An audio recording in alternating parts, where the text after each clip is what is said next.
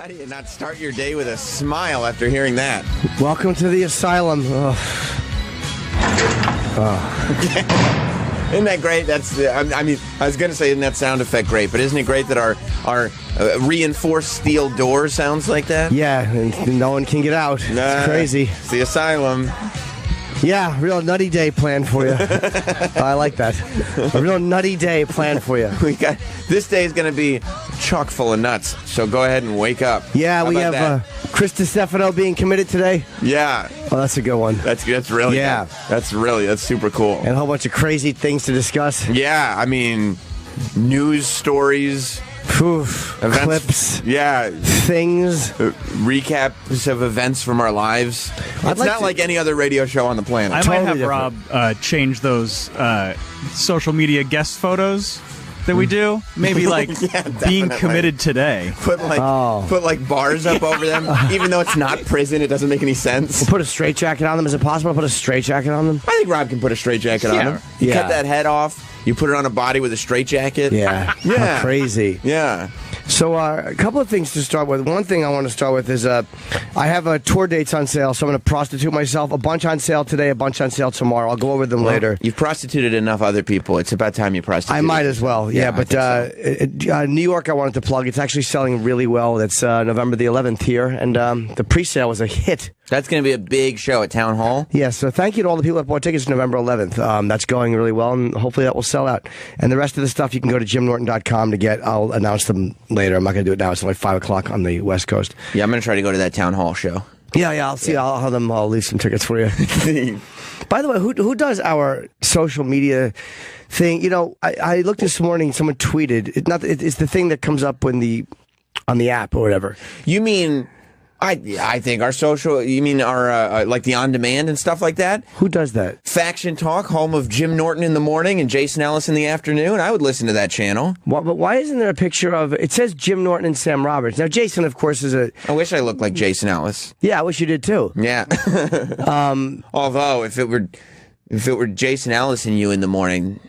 I can really picture where the conversations would end up going. Yeah, it would be a very, very, very one-track show. There's limited commonalities between you two, and I don't think your favorite metal bands would be the topic of conversation. We could talk about them. Yeah, a little bit, but then also trans women, MMA, metal, and we go right back. Yeah, but they don't have a picture of Sam. It's like if you're going to show. It's the Jim Norton and Sam Roberts show. You got to have a picture of both of us. And then recently they had a picture of me and Opie. It's like, who does this shit? How bad are they at their job that they don't know how to just put Jason for Jason, Jim and Sam for Jim and Sam, Covino and Rich for Covino and Rich? It's not difficult to do this shit. I think actually that might be. If it's one, if it's one photo across the board, that's what it is. If it's for every show, I guess it's just for a channel. So what do Covino and Rich have on their show? You and Jason? I accept that. If it's only this is the channel photo? Yeah, like back when it was Opie and Anthony, it was a picture of Opie and Anthony all day. Oh, this is the same photo for the whole channel. That's what it will look like all day. Sorry to hear about that, Sam. All right, sir. What do other channels do? Wouldn't they just... I would assume they just put their logo on it. Yeah, the channel logo. Sense. Yeah, I'm okay with this. You're fine with it now? Yeah. As long as I know it's not a slight of you. It's just the biggest names on the channel. I get that. Well, it's a slight. It's still a slight. Well, they should have you for our show. I do. Or just put the channel thing up there. I don't need people who are like, oh, there's like half the show. You know, maybe 60% of the show, but whatever. There's a part of that show. Like, don't you think that people who enjoy the morning show that don't necessarily enjoy the afternoon show on this channel would look at that and be like, "There's an omission"? No, I think the celebrity angle is what really gets. I think there's a celebrity angle that they go for. Okay, well, I'll probably. You know what the problem was? I'll bet they were going through. They were like, Jim has a co-host, right? And like the web department was like, yeah. I guess he's probably more like a sidekick type co-host. But, there is a co-host there. And they go, oh, okay. Do you know who it is? They go, no, I don't know. I have no idea. Well, let's check the website. Let's go to the hosts of the channel. Because obviously, if we look at the lists of hosts that are on the channel, his co-host will pop up. We'll put his picture on there. And they were like, okay. Well, it looks like the top two... Are you still not up there? Well, the top two are Jason Ellis and Jim Norton. So I could see where they were like, okay, those are the top two names on the channel. Who else lines up this channel? Let's see, who's it? We got the top two There's no top 3. There's no top 2.5. There's no. It's just 2 that are the top. That's very clear. Well, Steve Covino and then Eric Nagel. Well, yeah, that's the second biggest show on the channel. 3 and 4. It's Jason Ellis and Jim Norton in the morning, Covino and Nagel in the afternoon, then right? Campos and DePaulo. Right. So you got this is the list of the hosts on the website right now. Jason Ellis number 1, and I was like, is this alphabetical order? No. So I would only. What else could it be other than importance? Yeah. Jason Ellis is number 1. Jim Norton is number 2. Steve Covino is number 3. Eric Nagel is number 4. Roland is actually number 5. Roland's big, which is great, and it's really cool because the photo for him is a picture of him and Carl, the Cuban who doesn't. And they don't speak to each other. They don't speak to each other, and I don't even know. I don't think Carl's allowed in the building. Roland just called, and he said he has no idea why he's even up there. He didn't do that. I didn't do it. They didn't do it. But who's in charge? Like, who literally, in this billion-dollar corporation, who does this? Their web presence fucking stinks. Let's see who else is the host, because I'm sure Nick DiPaolo is actually under Roland. And then after Nick DiPaolo, we go back to Steve Covino. Covino's there again. Yeah, we go for the Steve Covino twofer. He is a really strong presence on the channel. I like Steve Covino, and I think that sometimes you're like, we got Steve Covino, we got Eric Nagel, we got Roland. Did I mention Steve Covino? Maybe it's on a the pattern channel. that we haven't figured out. Yeah, that's right. And Rich Davis. And Rich Davis is the last. Here's what last happened. host Here's what listed. happened. Go back up to the middle to the first Covino. That should be where Sam's picture is, and they just fucked up and put his picture. That's all it is. Maybe they looked at it and they were like, look. Sam Roberts is not the most marketable guy in the world. I know he does his little stuff outside of here, but let's throw Steve Covino up there so that way people are like, at least you got like a nice, handsome young man hosting this thing with That's Jim what Norton. it should be. It should be Jason and then me and then Sam. Yeah, I mean, they just fucked up. I don't care who's listed first and second. I don't care where Jason is. It doesn't. No, I don't care about that at all. But you should be in that first Covino spot. Because it makes sense, and then they would have, and then Nick DiPaolo's on the show. Who else? Covino. Yeah, they would have the whole channel there. Let's throw Roland up there. That's just a mistake. But again, the web presence here, like stuff like that, is just sloppy. It's just sloppy. Especially since it's lazy and it's sloppy, and we talked about it before on the air. We went on the air and already did this list. We've already done done a rerun. It's really fucking terrible. Yeah, I would think. Wow. I would think that if that list were on the air, I would be so embarrassed. They don't listen to the show, and that's fine. But can somebody who works for the channel maybe let the web people know? Oh. No, she wrote the bios for you guys. Are they up? No, she wrote them a while ago when you guys talked about this the first time. Oh, I see. So like she has a bio for Sam ready, like for the web team. Well, she should send it to somebody. Do you want them? We should. Yeah, we should see what it is. I haven't approved it. Do you want to? Do you want to come in? Oh, she wants to read it to us? Well, I don't know if she wants to read it to you. You can read it to yourself. Oh, okay. All right. Yeah, I'd like to see what it is because, I think she wrote them for everybody. It really is. Did she? It really is a hilarious thing when like you do it. I mean, I'm sure you've been in this scenario. You do a show on your own. I did a show on my own last night. And like you put it on yourself and your listeners, your fans, whoever are there. And it's like, yeah, this is great. And then you come in here and you're like, oh. Guess I don't rank. Maybe I should just be promoting stuff with my face on it. No, it's just it's not a reflection of you. It's a reflection of the web team and whoever does this stuff, and it's sloppy. That's all. It has nothing to do with you. It's laziness and sloppiness by the person whose fucking job this is. I'm pretty sure I was on there when I was doing the night show and we had this channel. Yeah, and they, for whatever reason they flipped it. It's just a screw up. Who's in charge of the channel? Is Eric Nagel? So doesn't he when he monitor what's going on? Him or Don should know, Eric and they should Nagel, be on top of this. He got himself up there. He did his part. he got the IEN representative. They should be. Let's put Gittles up there too. By the way, they should have this taken care of. We asked about it on the air before. Don knows this, and Eric knows this, and it should have been done. And in all fairness, sloppy. Ellis's guys also have shows. That's like right. Tully has a show. Voice Boys. Yep. Put those guys up there. If Yeah. Roland and Eric and the other weekend shows are up Dr. there. Steve. Put Dr. Steve. How about just represent the channel what it is? Voice. They go through all this trouble. They make this big switch. They change the channel name and do all this shit, and they move everybody around. And then whoever's in charge of the web just sits there and goes, Yeah. I know what to do. Here's some of the people you might hear on the channel. We'll it's put one of the guys fucking on twice. terrible. Like, Just fucking terrible. what do you think of that, Alina? You think that's a good list that we just read off on the website? I think the only people who matter are you guys. I appreciate that. That's a very good much, attitude. Alina. That's right. We Well, like that. yeah, and I agree. I would. Yeah. I would agree with that. So you want to change it? Well, what's Jim's bio on the website? It's a good one. It's his old bio that he used to have. Well, I'd like Let me to. see I'd what it like is. to It's be probably old reminded and of wrong. it. Yeah. By the way, I deal with this all the time doing gigs. Sure. We send out a bio and they use the old bio. They still. It's so frustrating. It's like that's old. Well, this is good actually. This, and it gives some good credits that you've done. Jim Norton, a comedian, radio personality, author, and actor. Man, a jack of all trades, master of none. Jim's been on The Tonight Show with Jay Leno. Doesn't exist anymore. The Late Show with David Letterman. Doesn't exist anymore.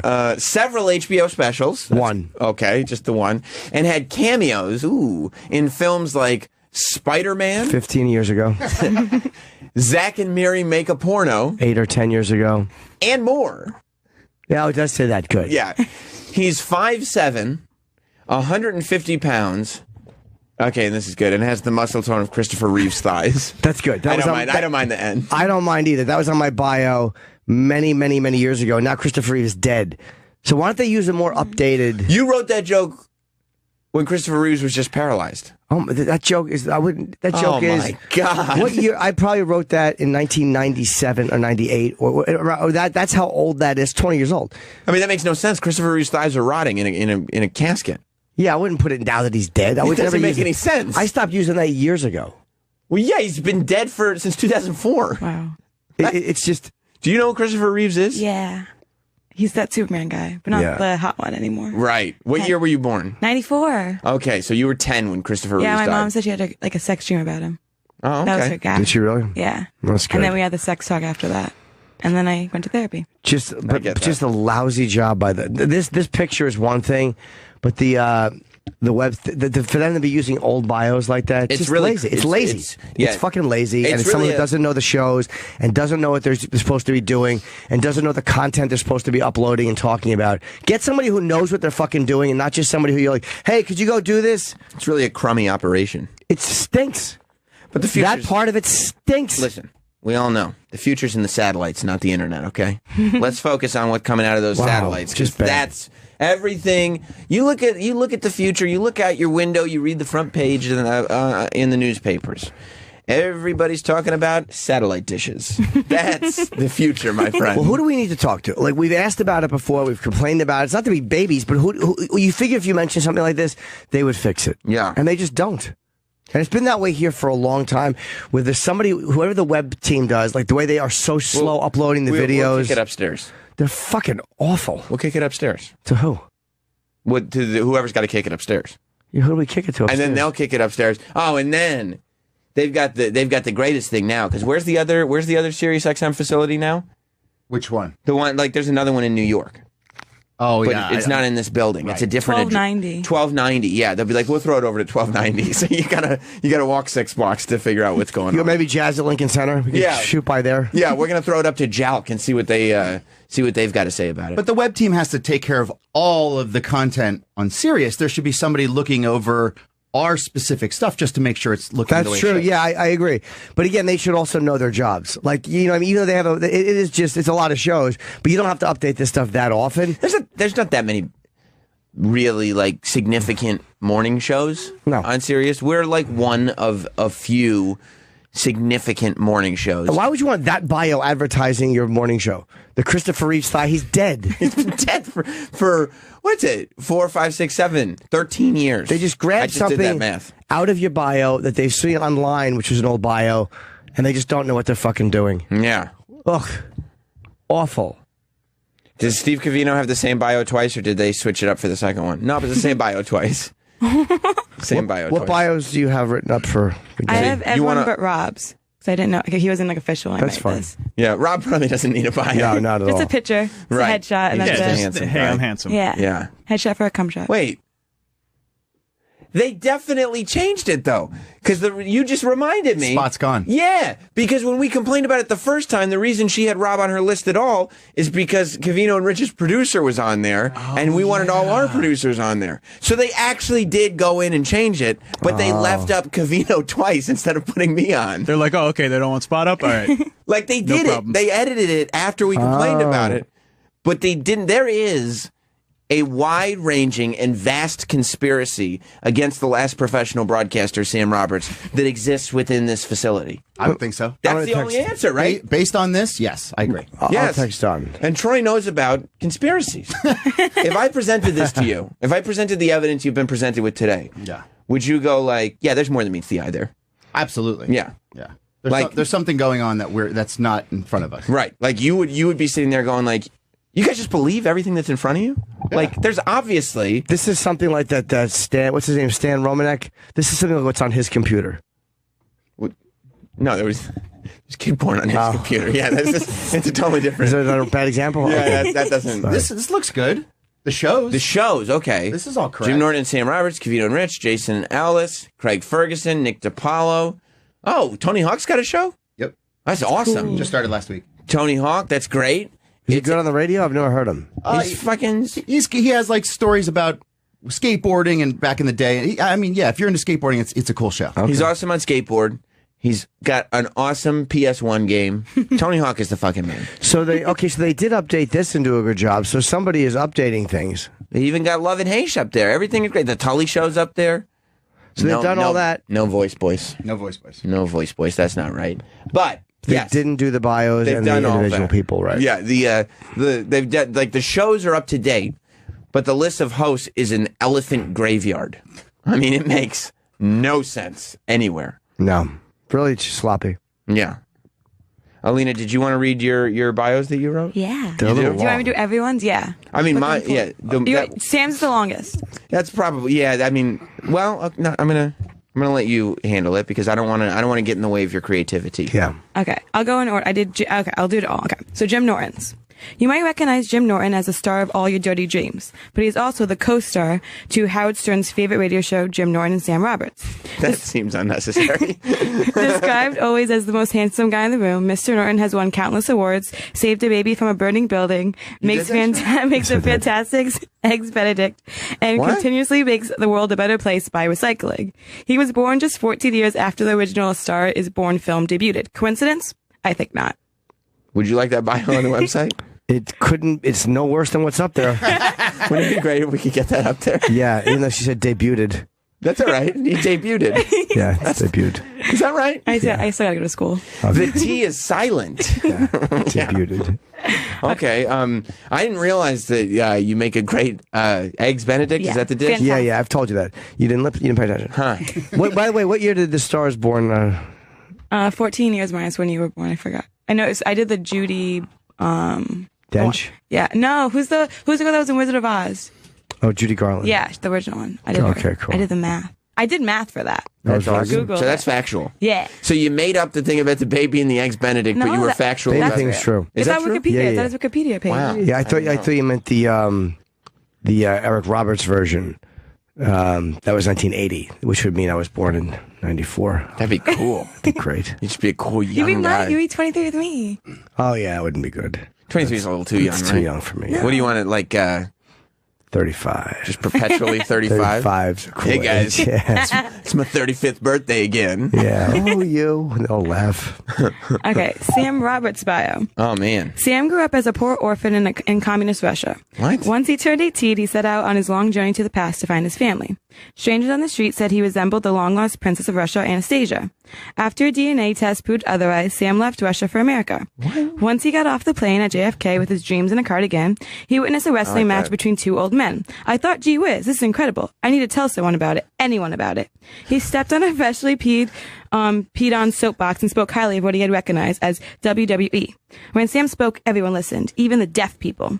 He knew this was his calling and marched all his way to SiriusXM and demanded a job. He was confident cologne that smelled like number 6 meal at Chick-fil-A and princess looks got him a job. It also got him an awesome wife and free ice cream from Chick-fil-A. Sam's humble beginnings inspired Kendrick Lamar's song Humble, further proof of how black people keep appropriating white culture. That's They'd never put that. They're too afraid to put anything racial. You have to take that out. They wouldn't put it. I'm fine with it. They wouldn't put if you can delete black people appropriating, they won't put it. That if you can just delete the last line, you can still say that I inspired the song Humble. Sure. If you delete the last line, I'm fine with that bio going up. It's a little long though. I don't know if that, you should trim a little bit just because it's lengthy. It's a bit lengthy. Yeah, let me see. What can we edit out? I probably can. The part about Anastasia, even though I do like that. Yeah. I like that reference. It's going to be a Tony Award-winning Broadway show soon. Good show. Yeah, but you need. She was a fraud, though, by the way. I know. Really? Yeah. The woman Her who name said was she was Annie. Anastasia. Yeah.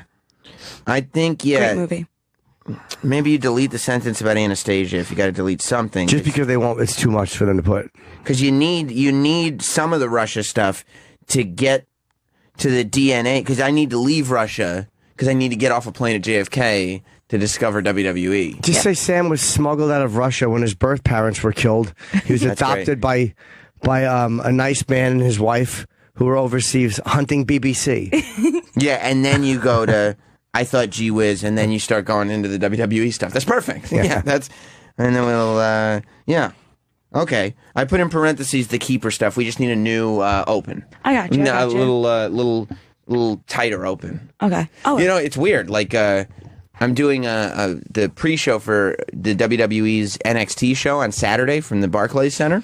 It's going to be on the WWE Network. So when they put it up on their website yesterday, they announced this is who's going to be on the pre-show. And you know who they put a picture up of? Was it Cavino? No, it's me. Oh. They just decided to go ahead and throw a picture of me on the site. Oh, nice. I texted Don. What did he say? I don't know, but he hasn't gotten back to me Oh, yet. like that makes me want to like promote the WWE thing. Because if I promote this thing, it's like a little embarrassing, no? Yeah. Like, because I can try to convince you, Alina, that like I'm hot shit, right? Yeah. But then if you were just like, oh, let me look this guy up on the internet, and you're like, oh no, he's just some fucking loser. I wouldn't believe you. Everything I believe on the internet if you're not on the internet. Exactly. They want to keep you in check. You think that's what's going on? Maybe. You think that's what the conspiracy is based on, to keep my wild ego under control? Yeah, it's like, look, don't let this guy get too far ahead of himself. I texted Don. I said, who's in charge of the web bios at the company? And he writes back, we can change it at any time. Do you want new copy up on the site? Some copy. You could just write some copy. Any copy, really. Right? Yeah. But I'm sticking with at least the second half of Alina's bio. I'll put in more about you being the last professional broadcaster too. I think you have to up that in there. Yeah. I'll add that in there. Yeah, just throw the last professional broadcaster on the top. Then he, found some old guys wrestling, and then do the rest of your shtick. I got it. That's Yeah, but it's got to be in a few lines though, because they don't seem to put very long ones. Yeah, I cut off most of the. DePaulo's is pretty long. It's like 171 words. Maybe that's why they didn't put me up, because they were like, we need to make. Oh yeah, space. Nick's is long. We need to make some room for. And But- also, technically, Cavino's is twice as long Double. as it appears. Yeah, that's true. Yeah, because it's twice. We just tweeted today's guest image. Oh, I'd like to see that. I'd like to see that. I don't know if I would like to see that. I think it's important. No, it's quick work.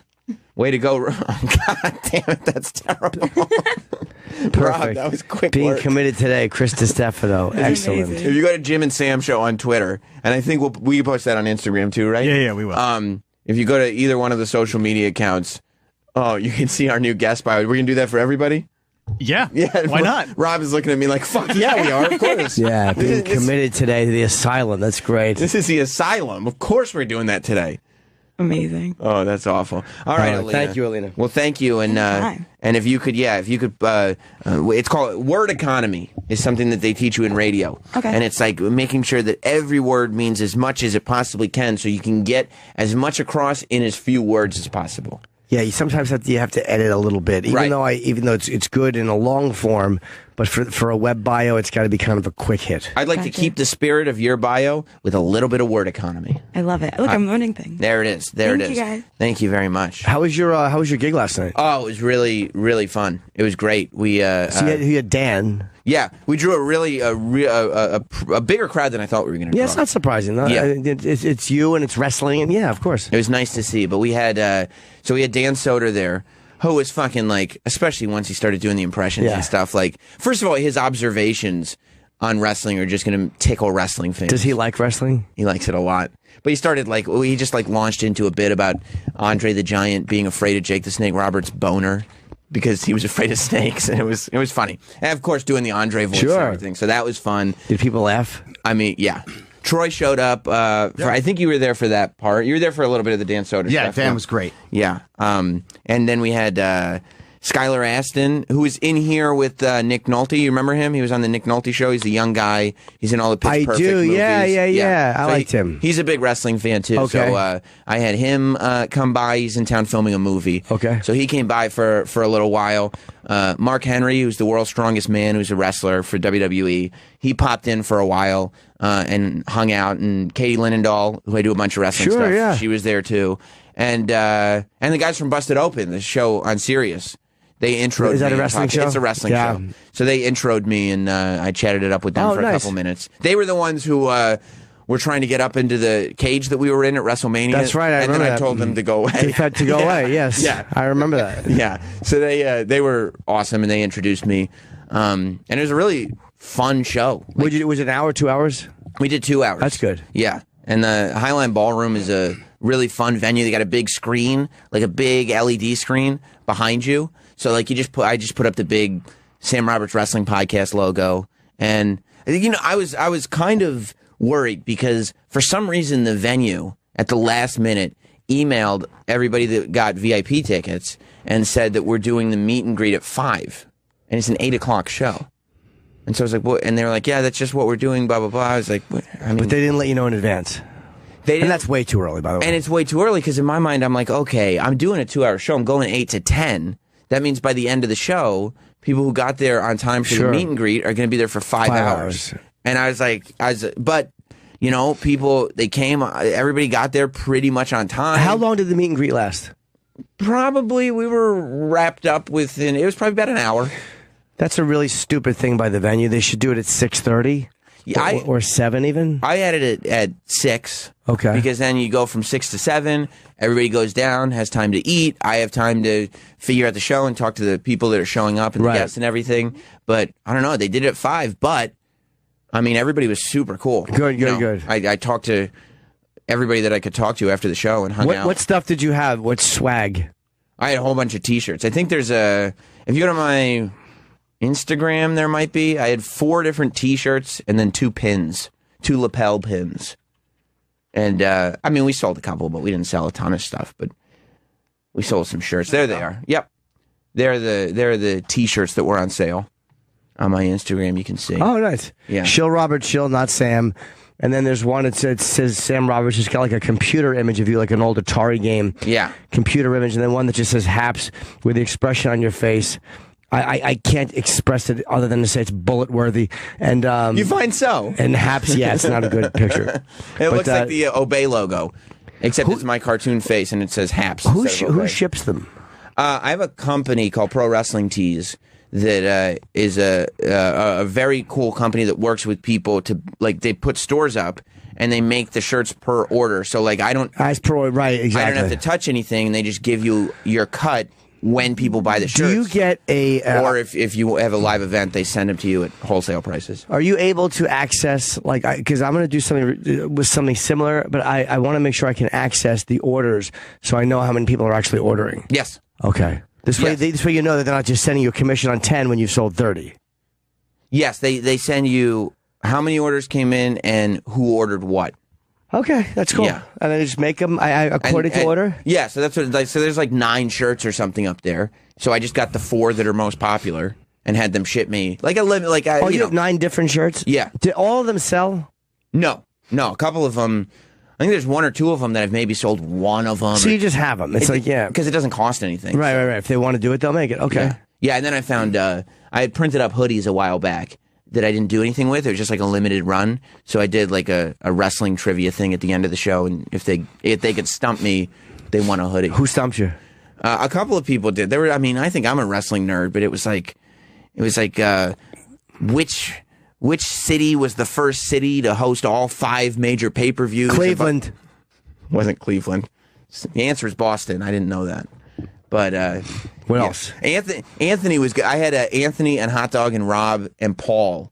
Hey. All there. Not. Oh, a different one. Yeah, Paul from who used to work on Opie Show. Paul. Oh, Paul. Okay. Paulio Radio. Yeah. Yeah. They all 4 of those guys came down to help me, and they were all really, really good and on their game. Except like, if you think that Anthony and Rob, our youngest members, if you think that they have enthusiasm here, oh, you got at a live event. They're good. Oh my God, they are so like. I got there at like 4:30 to start setting up and everything, and they were already there. And every word that came out of my mouth, I wasn't even joking around. I was just like, they were like, "Okay, where's the merch table?" And I go, "Oh, I don't know yet." And they were like.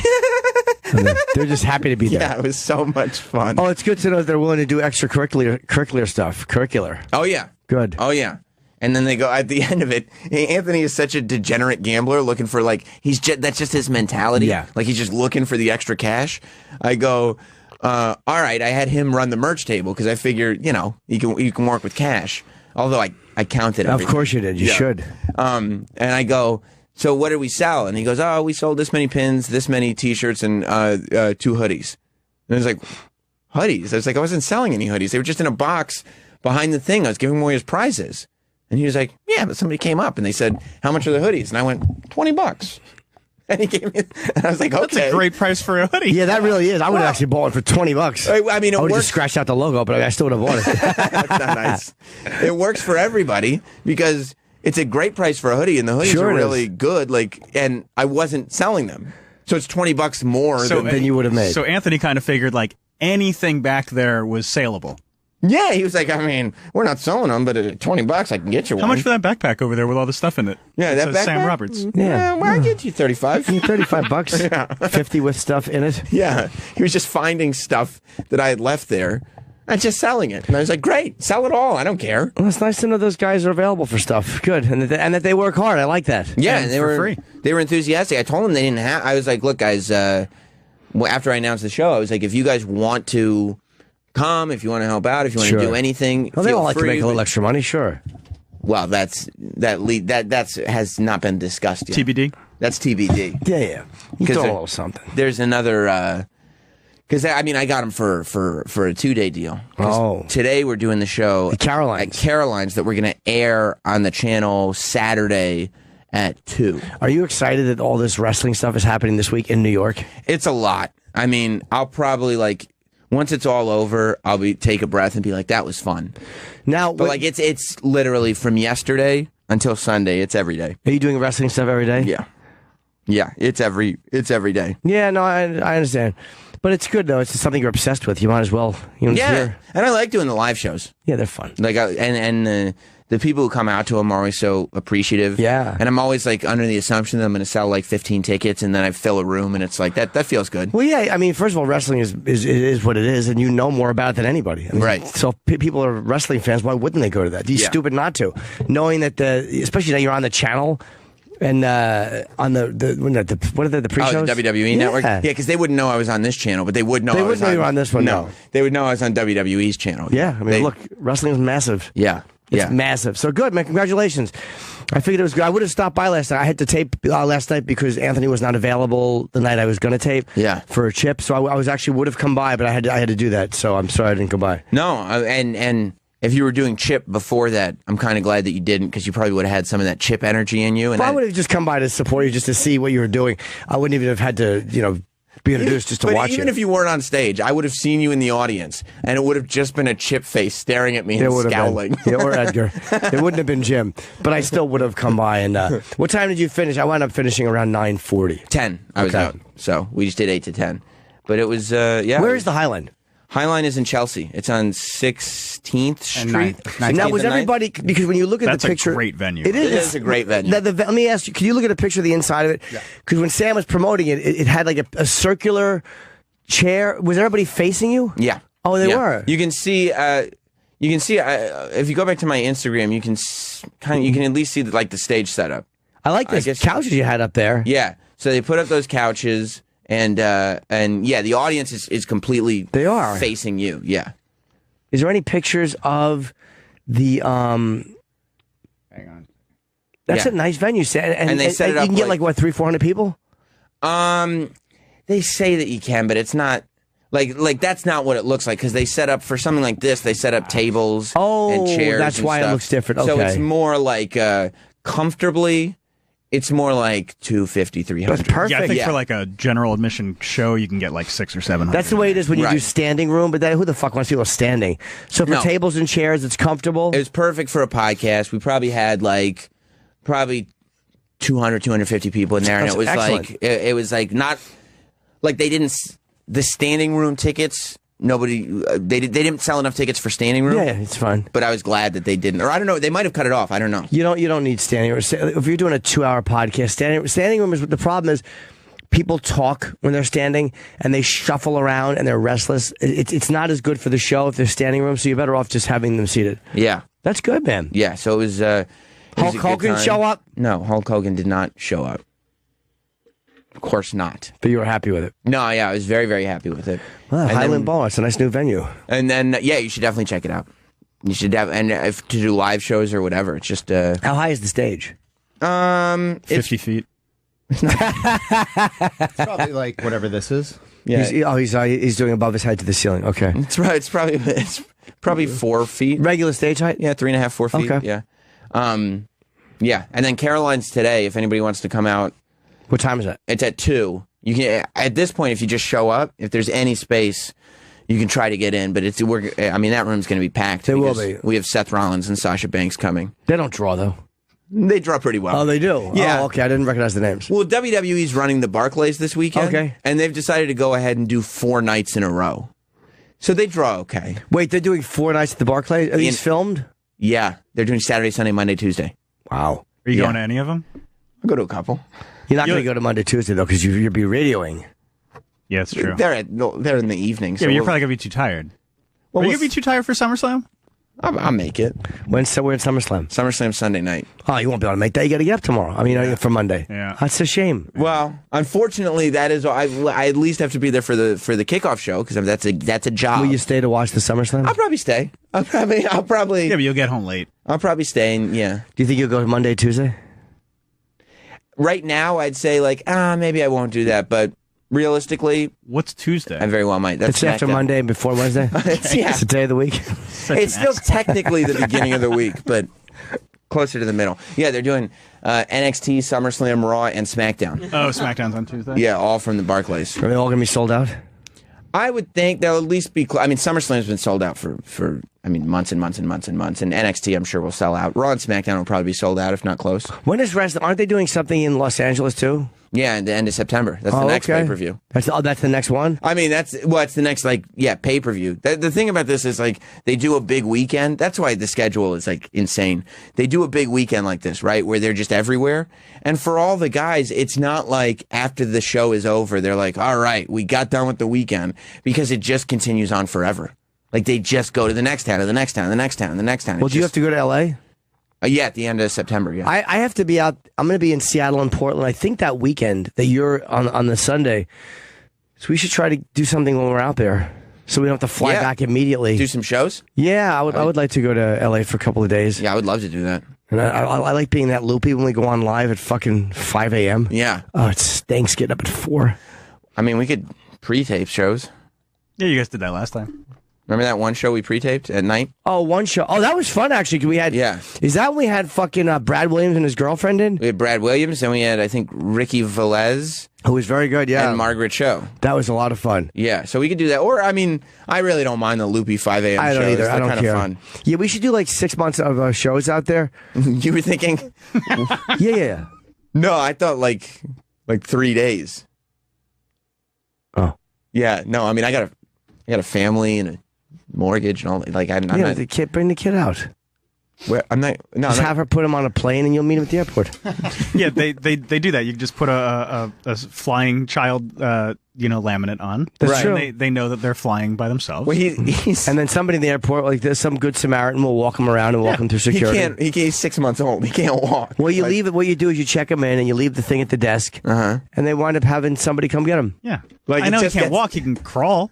It gets He's done. working on that, but he's not quite there They yet. put him through that luggage thing that goes underground, and he winds up outside the plane. And they wind up going outside the plane and getting him before he's loaded. And they bring him up and they put him on the plane. The thing about 6 months old is if they're in an airport, they get to where they're going. They Plus, do. this is why they say arrive 2 hours early. Because there's a bunch of babies and stuff. Well, if you're a baby, Right. you have to have enough time to crawl. Absolutely, you have to make sure you get there after the security, and he won't understand anything. yeah. I just think it'll be easier if we just do a few days. All right, I'm just saying that's what you can have the kids shipped out for a few days, then you ship them back. Oh, we have a corporate UPS account. Yeah, I don't I want can just ship them overnight. I appreciate that, but I don't want to send. I guess I won't send the kid in the UPS box. All right. That seems like Just have not them a shipped comfortable out, way to. It doesn't have to be like an official UPS box. We can ship them in like a crate. and have like somebody Uber All pick right. him up from the airport. Just say you're picking up a baby, and somebody there will bring him out and put him in the car with the guy, and the guy will strap him in and bring him. Because they'll know it's important. It's like I got to pick up a baby, and they'll go, "Oh, we got it. We'll pick it up we'll for put you." fragile stickers. Yeah. I guess I didn't realize. Still, I think we'll just do a few days, if anything, out there. I think that's probably a better plan. Did you see the photographer at the baseball game? I did not. Okay, so this first pitch goes out, right? And it was, we all see bad first pitches. Oh, this is the video that Anthony sent out? Did Anthony send it out or Travis? Well, one of those guys did. Yeah, I think Travis did. Yeah, I definitely did. Yeah, because Anthony, the only problem with Anthony doing my show last night, he was back on World Star to send the video. Yeah, email. I wanted to see this live because I read the description where the pitch went, and I wanted to see it live in the air. Scroll. Yeah, the video's right there. Yeah, it was at a Cardinals game. Cardinals, Red Sox. Right there, where it says "clip it." There's a play sign in front of it. No, that's a photo. Yeah. No, I'm not. You click the photo. See that thing with the play thing? That's a video. All right. The former chairman I was of just the teaching District, Troy about Mike videos and still Andrews. photos. All right, Jordan, fire it in there. Fire it in there, Jordan. There he goes. Look at the guy in the pink and. You like that, Troy? I love it. Yeah. So the guy, It hit Eric Nagel right in the dick. there's a hefty photographer wearing a pink polo shirt, and the guy winds up for the pitch and just nails him right in los testículos. right in the fucking dick. Yeah. And the guy has like those fat guy shorts. Look at this. Look at this. Oh my God, is that perfect? And you can tell it hits him right in the dick because he does the thing where he reacts to it, and you can just tell in his body language that it takes a second for it to hurt really bad. Just like when you get punched in the balls, like for 1 second you go, "Oh, maybe they missed my balls," and then you go, "Oh, they hit him." He had like those King of the Hill legs and little and like long shorts. Who is this guy? He looks like a ball player. He looks like the photographer looks like a grown up version of Bobby. Who is this guy? He's So- just a guy. Oh, is he? Because he's got a full Red Sox uniform on. Well, they give it to you. Yeah, they let you pretend to be a baseball player if you're going to throw out the first pitch. Oh, I thought they had an intro. No, it's like a costume. It's like wearing footy pajamas. Like you just go. Yeah, see, and, he's just got a. He wasn't even close. oh, right in the balls. It's still the best first pitch I've ever seen. There will never. If they said throw this in a fat guy's dick, he couldn't have done a better job. Yeah, like they have contests where, like, hit a shot from half court. Yeah. For $1 million. You could throw a pitch at this guy's dick for $1 million. You would never get it. You Wouldn't have never happened. hit it. If you just had him behind a board in a big circle and his stupid dick showing, one guy out of 100 would hit it. Yeah. His little chubby legs are great. They are, and boy, is he keeled over, huh? That is more flexibility than that body has shown in quite some time. Right. Can we see that one more time? Of course. The only benefit to getting a baseball in the dick is that I learned I can still touch my toes. All right, Jordan, fire it in there. Fire it in there, Jordan. I love that commentator. Fire it in and right in the balls. I think it made a noise. Yeah, it did. You know what that Did it? noise? Let's hear it again. You know what the noise was? That was the noise of a baseball coming into contact with a guy's scrot. That really was a fucking... Thank God he threw a fucking breaking pitch and not a fastball. One more time. Let's see one more time. We should check this out again. It was a looping curveball. And we'll tweet this video at Jim and Sam That's Show. a hanging curveball. And, oh, jeez. It sounded like he had a lot of change in his pocket. He probably just had a couple of hot dogs. He did. A lot of change in his pocket, and it sounded like the change rattle would have hit his dick. It did. But it's not because the baseball hit the change. No, it hit him right in the dick and rattled it. It's the ricochet. It's hitting the fabric that was pressed against his scrotum. And that shook the change up because, I mean, that baseball hit him in the dick. And there's a bit of good a bit of sports news that I'm actually very happy about, which is not that it ties in with wrestling and this, but this guy Rob's been on hold for 45 minutes, and I'll let you ask it, Rob, because I wanted to discuss it. Hitting that guy in the dick? No, well, that was a damn good one. Yes, Rob, in Canada. Hey, how's it going, guys? Hi, buddy. Sorry for the wait. Hi, Rob. No problem. What do you think about they approved the 8-ounce gloves there for McGregor's fight? Can you believe they approved the 8-ounce gloves? I cannot. That's crazy. I cannot. And how much money Anthony's put on the fight now that they went to 8-ounce gloves? That's a great question. Yeah, thank you very much for the call, Rob. Good. It's a good question. I guess because they both did, they went from 10 to 8. And look, it gives McGregor slightly more of an edge than he had before, of a chance. But don't forget, Mayweather still gets to wear those gloves too. Yeah. And, Mayweather's still fast and... So the point is McGregor's that, so confident, though, man. He's like, I don't see Mayweather making it out of the second round with these gloves. Well, because obviously the 8-ounce gloves are significantly lighter than the 12-ounce gloves by 4 ounces. And well, they were 10 before, I believe. Oh, 10? Yeah, I think it's. Let me see 10-ounce gloves compared to 8-ounce gloves. But still, I mean, for these fighters, everything counts. Yeah. And McGregor is used to wearing MMA gloves. 4 ounce. Yeah, 4 ounce, fingerless. Like, there's a lot more mobility. And you would think that McGregor's been training with either 10 or 12 ounce gloves. That's like when a baseball player goes up before he goes to bat and he starts swinging around like 3 baseball bats. So that way, when he gets up to the mound, that one baseball bat, it's easy. Or it's called a donut. They also will do that where they put that plastic donut which weighs a lot. Right. And they do that I because guess that's what they do now. I guess Babe Ruth used to do like 3 baseball bats. They haven't done that in They do years. the donut, and then before they go up, they turn the bat upside down, they hit it on the ground, and the donut falls off. Look, it's not a major thing. Like, it's not the difference between 10 ounces and 4 ounces. Yeah. But it does mean something. Gloves are more to protect your hand than the head. But it gives you a little bit of it's slightly lighter. I mean, it's not better for Floyd. Did you know before he worked here, our own Anthony actually had a job as a baseball bat donut? They just slide him up on the end. Yeah, they would. Yeah, they'd have to shake him off. Like, get off, Anthony. I have to go up to bat. No, wait, why does it say why Mayweather wanted to fight McGregor in 8-ounce gloves? Let's go there. I'm just curious as to why they think. Why Mayweather would want to. Yeah, and it says... I'm telling McGregor, let's fight 8-ounce gloves. Oh, okay. I guess they discussed that behind the scene. They had to make it look like Mayweather issued the challenge. Yeah. Okay. Yeah, I'm sure it's just Mayweather kind of trying to save face and seem confident. Have you seen the mural on McGregor's gym? Yeah, I painted it. But let's show it. Let me see it. But yeah, I'm an artist. The mural, you didn't paint I did it. The mural on McGregor's gym is a giant painting of Conor McGregor punching Floyd Mayweather in the face. I know, what's nice. Wow. It's a beautiful mural. But I mean, he's got to be so focused on punching this man in the face. You don't want to get caught up in hype. I can't think of ever a better salesman in sports than McGregor. I mean, Ali was amazing. There's so many guys that get you, but anybody he fights, Mayweather's Mayweather, but it just becomes interesting because he convinces you that he can beat this guy. How the fuck is he convincing me that he has a shot against Floyd Mayweather? He's convincing you?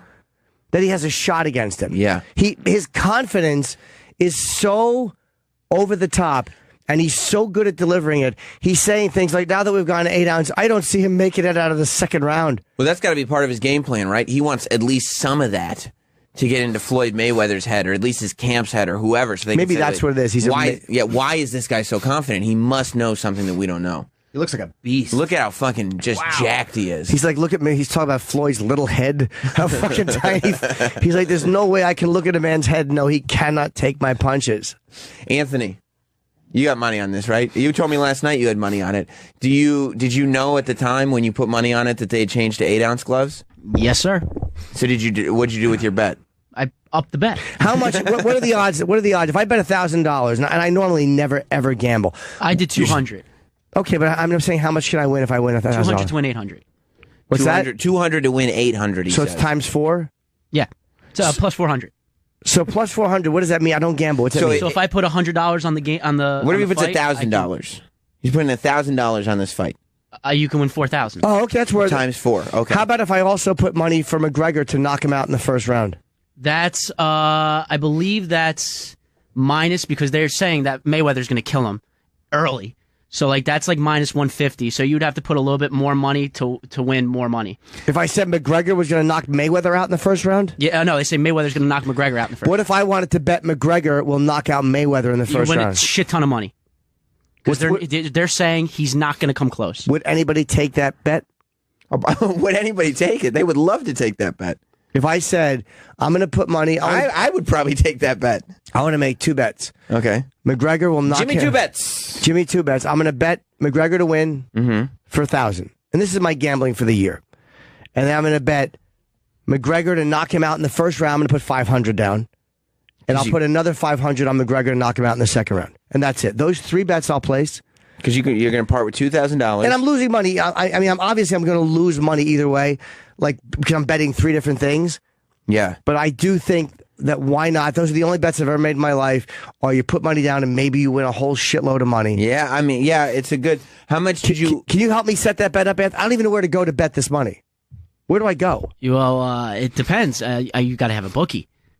Well, can you do it online or you can't do that shit online? I mean, you anymore? can do it online. I don't know how it works without a middleman. You have a bookie. Anthony has a book. I have a bookie. Does he reliably pay me? Well, yeah, he'll pay Anthony's never been in that scenario, so he doesn't. He doesn't know. No, I was never. I was never a $1,000 guy. Anthony's like, what do you mean? You pay the bookie. I've never bet $1,000 on anything in my life. I've never bet $2,000. It's beyond what I'd gamble in 10 years. I bet $1,000 on you. It makes me happy. Do we know? Oh, he's going to get the food. Oh, I was wondering how much he had upped his bet by. So what I want to know is how do I place this bet? I know it sounds naive. I've never placed a bet. Go through like, Anthony's bookie. Or can I just do it in Vegas? Yes.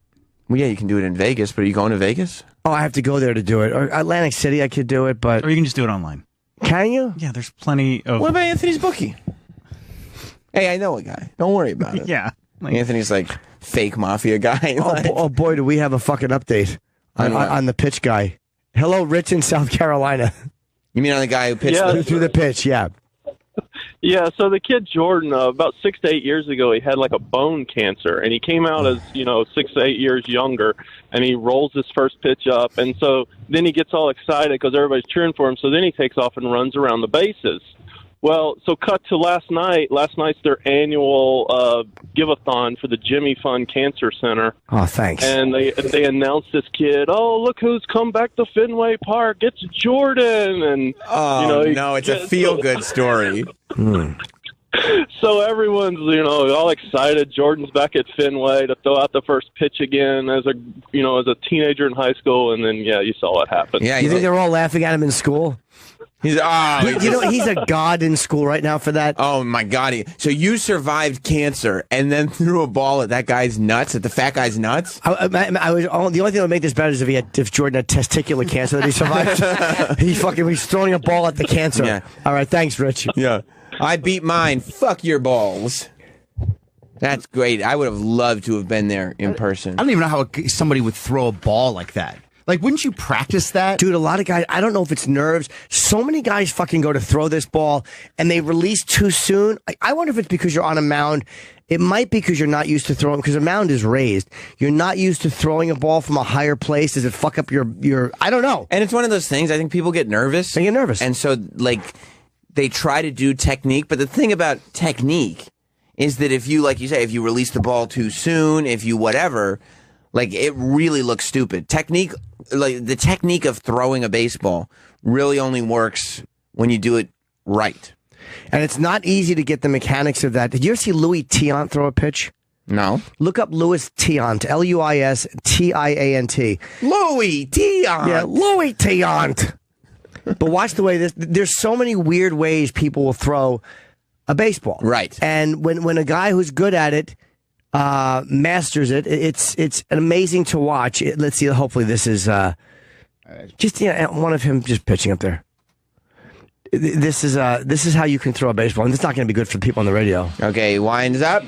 There's a man on base. It won't be the same. He's got a ball in his hand.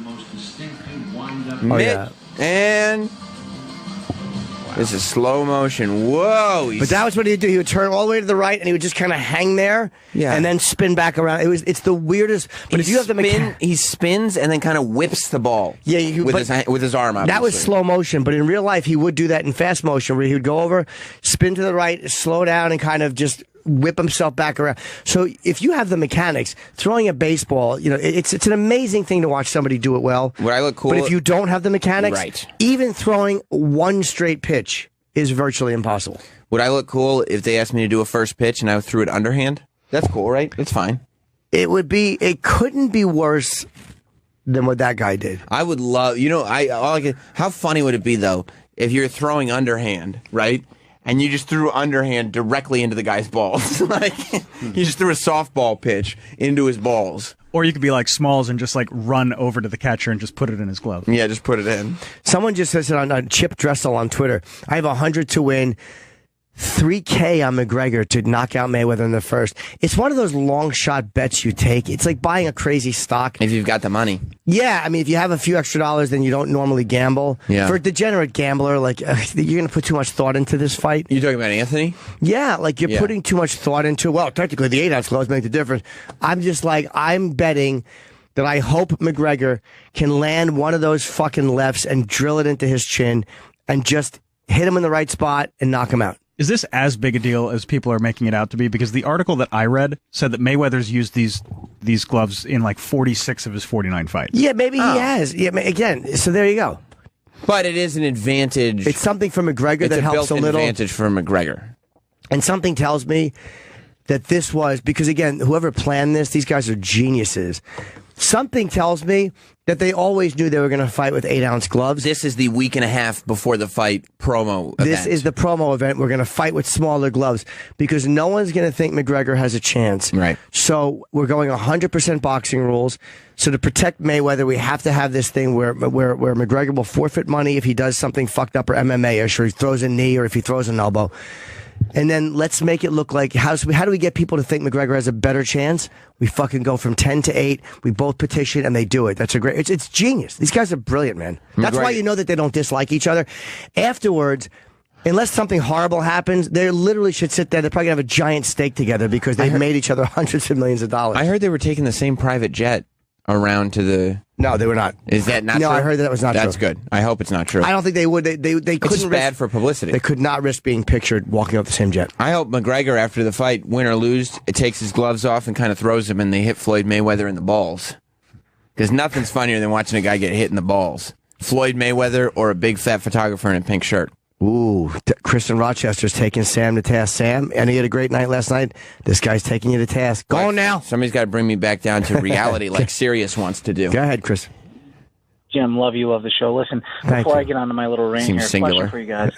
Given everything that's going on in this country right now, this fight is either perfect timing or the absolute worst timing. That's fine. I really feel like I feel like it's going to unite the country. It's a big in Europe too. And Rocky IV. It's big everywhere. Yeah. So, all right, guys. Thanks. Man. What do you want to say about Sam? Look at chicken shit running. Wait, Chris. Well, I guess you could say I'm walking, right? Wait, what do you want to say to Sam about fat shaming? I think Sam makes a point to constantly go out of his way to point out when people are fat. It's funny. Much more so than normal people do. I get that it's funny, but you do it so much more than any other person does, and it makes me wonder why. Because I think it's funny when people are fat. I'm not in great shape. I'm not sitting there and being like, but I think it's, it's. I think you secretly have a fat fetish, though. Yeah, that's. I really you throw figured that it out. I'm sexually attracted to all these men, all these big fat guys. I'm like, oh, that baseball is so lucky. If only it was my face. First of all, now here's what my problem with that guy's reaction. I'm a big fat guy. A little joke. I never would have guessed. I close my legs together at work and I'll punch myself in the balls and make everybody laugh. But I'm not really punching my balls. I'm punching my fat. I don't think that guy really got hit in the balls because if stereotypes are true, he doesn't have that big of a cock or a set of balls. He just put on an act. But if you watch the video, he got hit direct, and he wasn't looking for it. He was looking through the camera. No one is that good an actor to leave their dick and balls open to allow a baseball being thrown from 90 feet away to hit him. It's just too much. No one's that good. No one's that good of an actor. Yeah, no, watch. I saw you in Spider-Man. You were fucking brilliant. Thank you, sir. But I should say the average layman. You're correct. The average fatman. The average fatman. All right, thank you, Chris. Wait. I want to know, Chris. Do you have a small penis?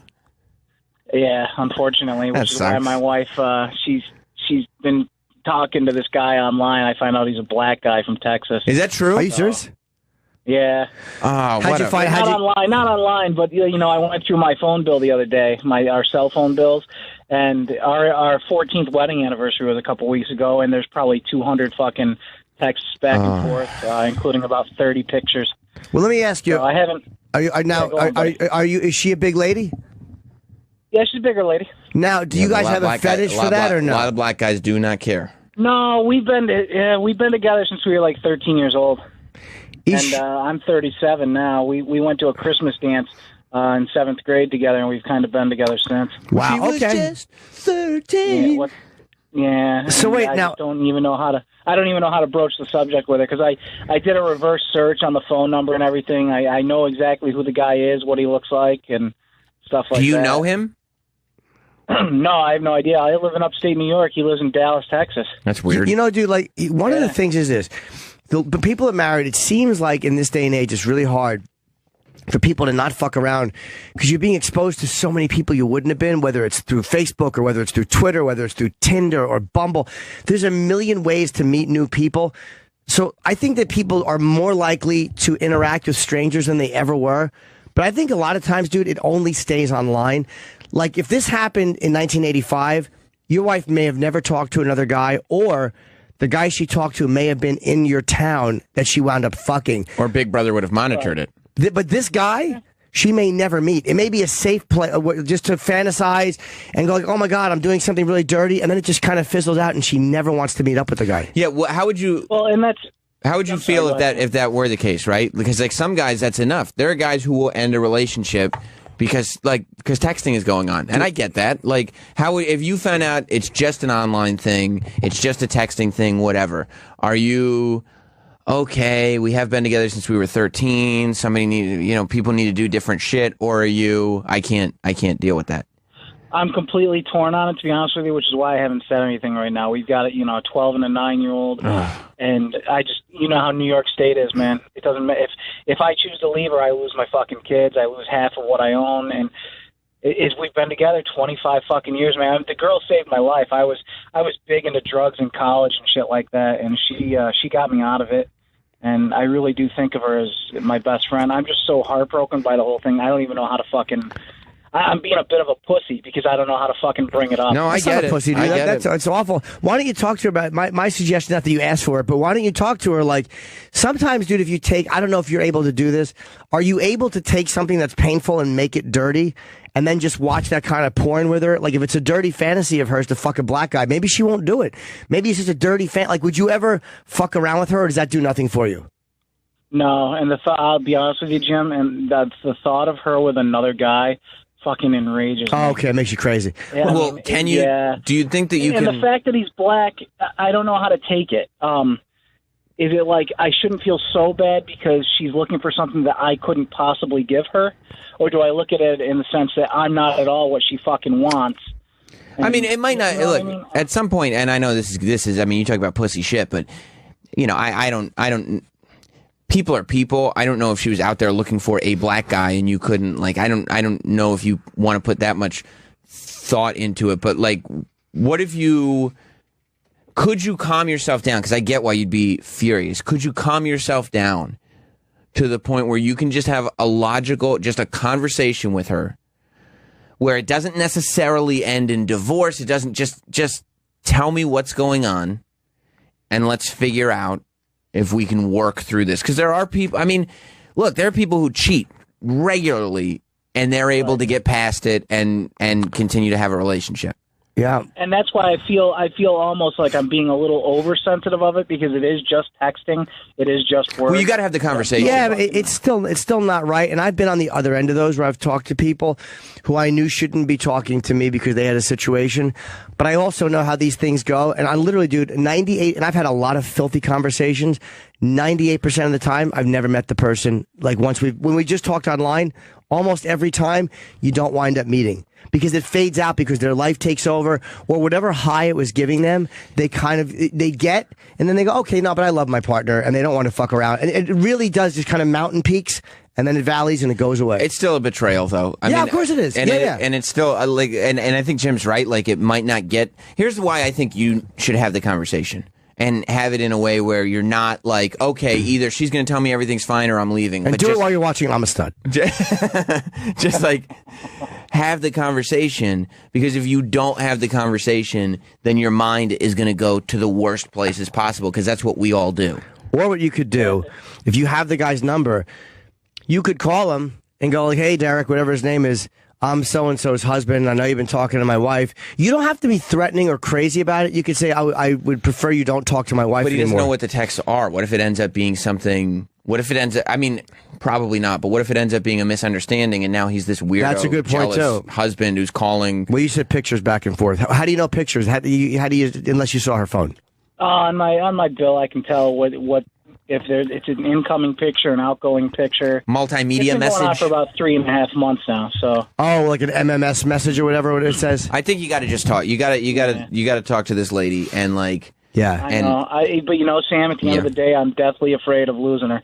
Yeah, well, why would you lose her? I know that's so pussy. I think that what he's really afraid of is hearing information, of course, that he can't live with. So it's like then, absolutely. Like he's in this position where he has to leave her, but he doesn't want to. You don't want to watch. You don't want to force her into a corner. Like you're afraid you're going to, by asking her, it forces her into a corner when she goes, "I choose him."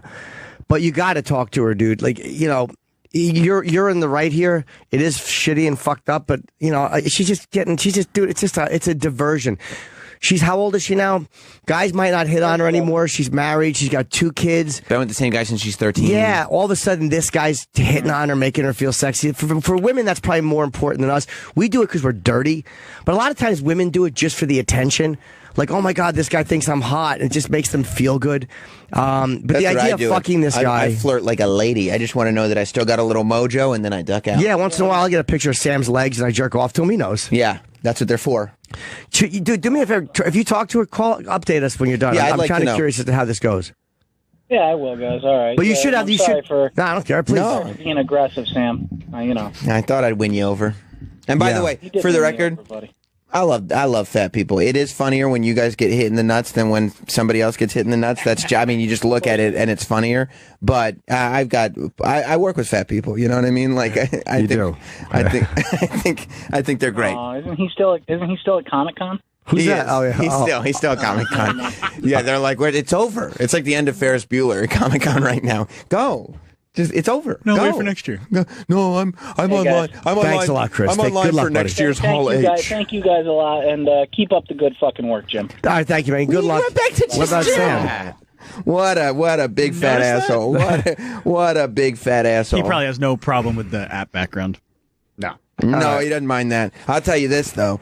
I'll tell you why he doesn't like me. It has nothing to do with fat comments. It has to do with the fact that me and his wife's boyfriend have matching hair. That's what he doesn't like. It certainly is. You remind him of what she enjoys. Oh, yeah. All right, listen, I want to eat something. We have Chris DiStefano finally coming in. It's been hard to pin him down because of some stuff that's been going on. So hopefully all is well with him. Sam, you can see Sam this afternoon. What time? It's at 2 o'clock at Caroline's. I've got a list of people that email me back. It's already like... It's going to be a crazy show. Yeah, it's full, so if you want to get there early, if you want to try to, whatever. I think Anthony's going to be doing the door. So if you want to try to sweet talk your way in, go for it. Come Jerry to Banks and Sacha Baron Cohen will be there. It's a free show, but it's Sasha Banks and Seth Rollins. Oh, sorry. I apologize. No, it's fine. And common mistake. That's going to be crowded, obviously. Very crowded. And I have a lot of dates that are on sale right now. And today at 10 a.m. in your city, Seattle, the Neptune Theater for September 22nd goes on sale today at 10 a.m. And October 20th at the Pantages Theater in Minneapolis, on sale today at 10 a.m. Pantages. The Pantages. Crest Theater in Sacramento. People have been asking about Sacramento. Today at 10 a.m. That goes on sale for November 25th.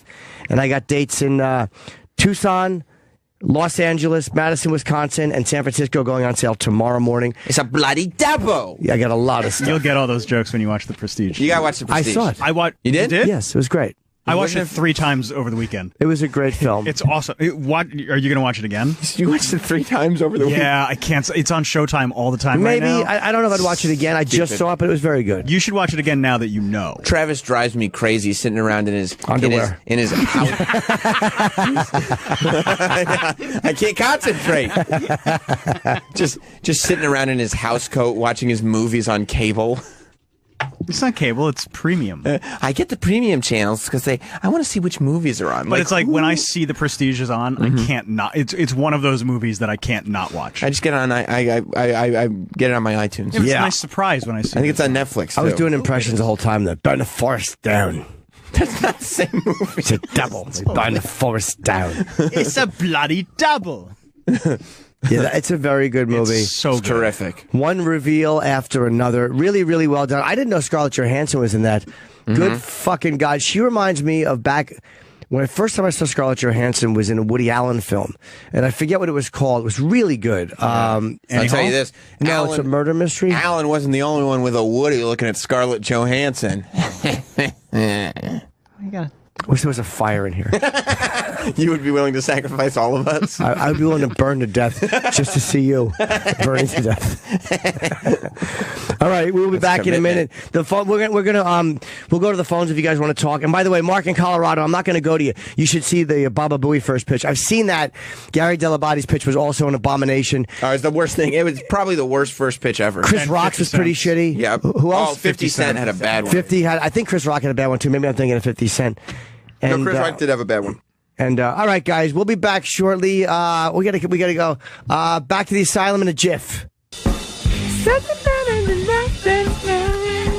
Wait, what happened? Oh, is he on? Okay.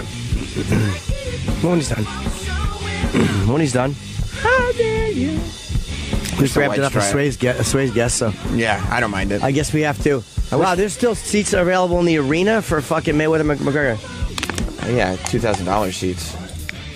I wish Meg would just get over her shit and the White Stripes would come back. You wish she would get over her crippling fear of performing live? She did it so many times. It's fine. She's going to be fine. Like, Jack White carries the weight. Maybe there's something else there. She has no interest. Yeah, she just doesn't. She's got the money, right? Hi, Chris. Well, she also is not a great, like, it's not like she's got this passion for drumming that she's got to get out of her she just has no interest to do it. Well, they were amazing. Like, the other stuff is just not as good. I love Jack White. The other stuff isn't as good. No. White Stripes is the best stuff he's ever done.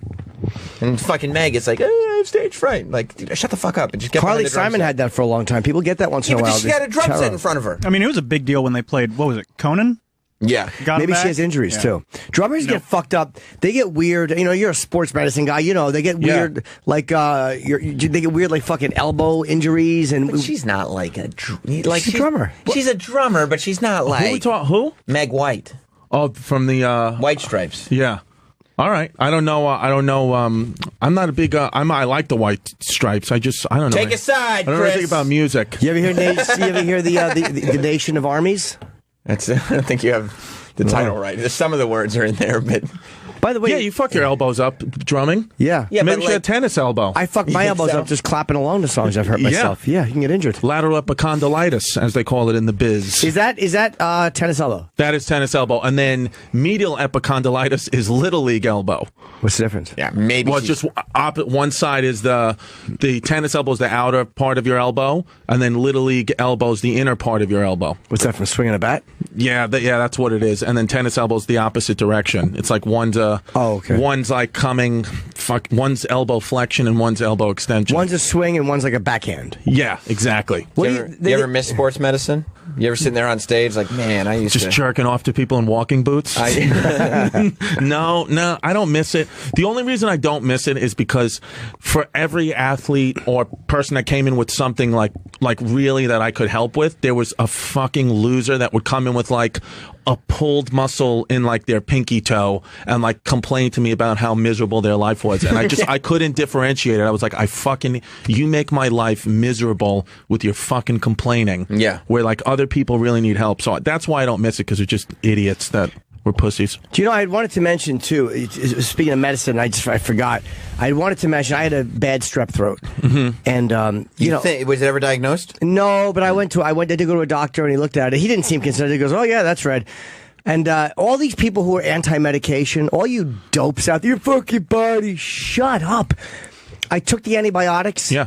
It was driving me nuts for 5 days. I literally felt like I had glass in my throat. 12 hours after I took the antibiotics, 6 hours, yep. I had 30% relief. By that night, I had 50 or 60% relief, and then like now's a day and a half later, I've got 80% relief. Yeah, but and you had a fever and everything too? No, none of that. It was only the throat. You're also autistic now, so I'm glad you took the antibiotics. Yeah, that's true. Like you became autistic. I don't know because you Sam told a joke. Yes, you see, it's not good. It is good. I took antibiotics. Christy Stefano made a joke.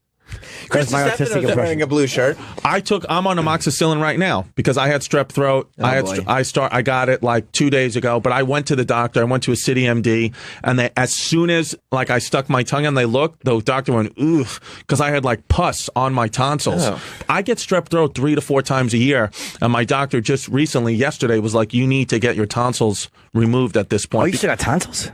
Yeah, well, you don't have tonsils? I got tonsils. No, not at all. It's amazing. The activities I do, they probably would have been beaten out sooner or later anyway. Yeah. That's what my doctor said to me. It was a woman, so it was kind of embarrassing. She was like, look, she was like, I'm not going to get deep into your history. She said, but guys like you, it's like, I'm sure you whatever, making out with girls, doing whatever you do. A lot of tongue kissing. Yeah, it's like you eat an ass. You're going to get you're going to get strep throat for the rest of your life. But the second you get these removed, you'll be all right. Because she was like, my tonsils are so big that like you could like, kiss a girl or do something, and I have big tonsils too. Yeah, but the infections, I guess the infection doesn't live there. I have infections living in my tonsils, she said, 24/7. Even when I take the antibiotics, it kills the strep, but there's still just infections sitting there. Yeah, your dirty tonsils. My dirty fucking tonsils. Mouth. Yeah, just a filthy little mouth. I always get canker sores. I've always had fucking mouth issues, but I bite my nails too. And she was like, that's probably a big reason why you always have mouth issues, because you have fucking dirty New York fingers in your mouth. Take care of yourself. I had a canker sore recently, and it's the first time in probably years I was like, oh my God, is this HSV1? I panicked. Yeah. I flipped out, and I sent a picture, and then he goes, no, Dr. TC thinks he looked like a canker sore. And I looked him up online, like it was a canker sore. But it was like, where it was on the lip, I did a whole bunch of research. I fucking panicked. Yeah. I never get shit in my mouth. Right, you get. Well, let me rephrase it. Well, yeah, that's. I never had mouth issues at all, so that drove me nuts. But I put the iPhone flashlight on and I shined at my mouth, and I'm looking in the mirror, and it was like it was all white stuff on the. Now, guys, don't say any dirty jokes. But that's what it looked like. Would you just gargle with salt water and it went away? That's what they say is the best thing to do. You know, I was gonna get that fucking. I'm so stupid. I should have got the pink salt. What do they call the pink salt?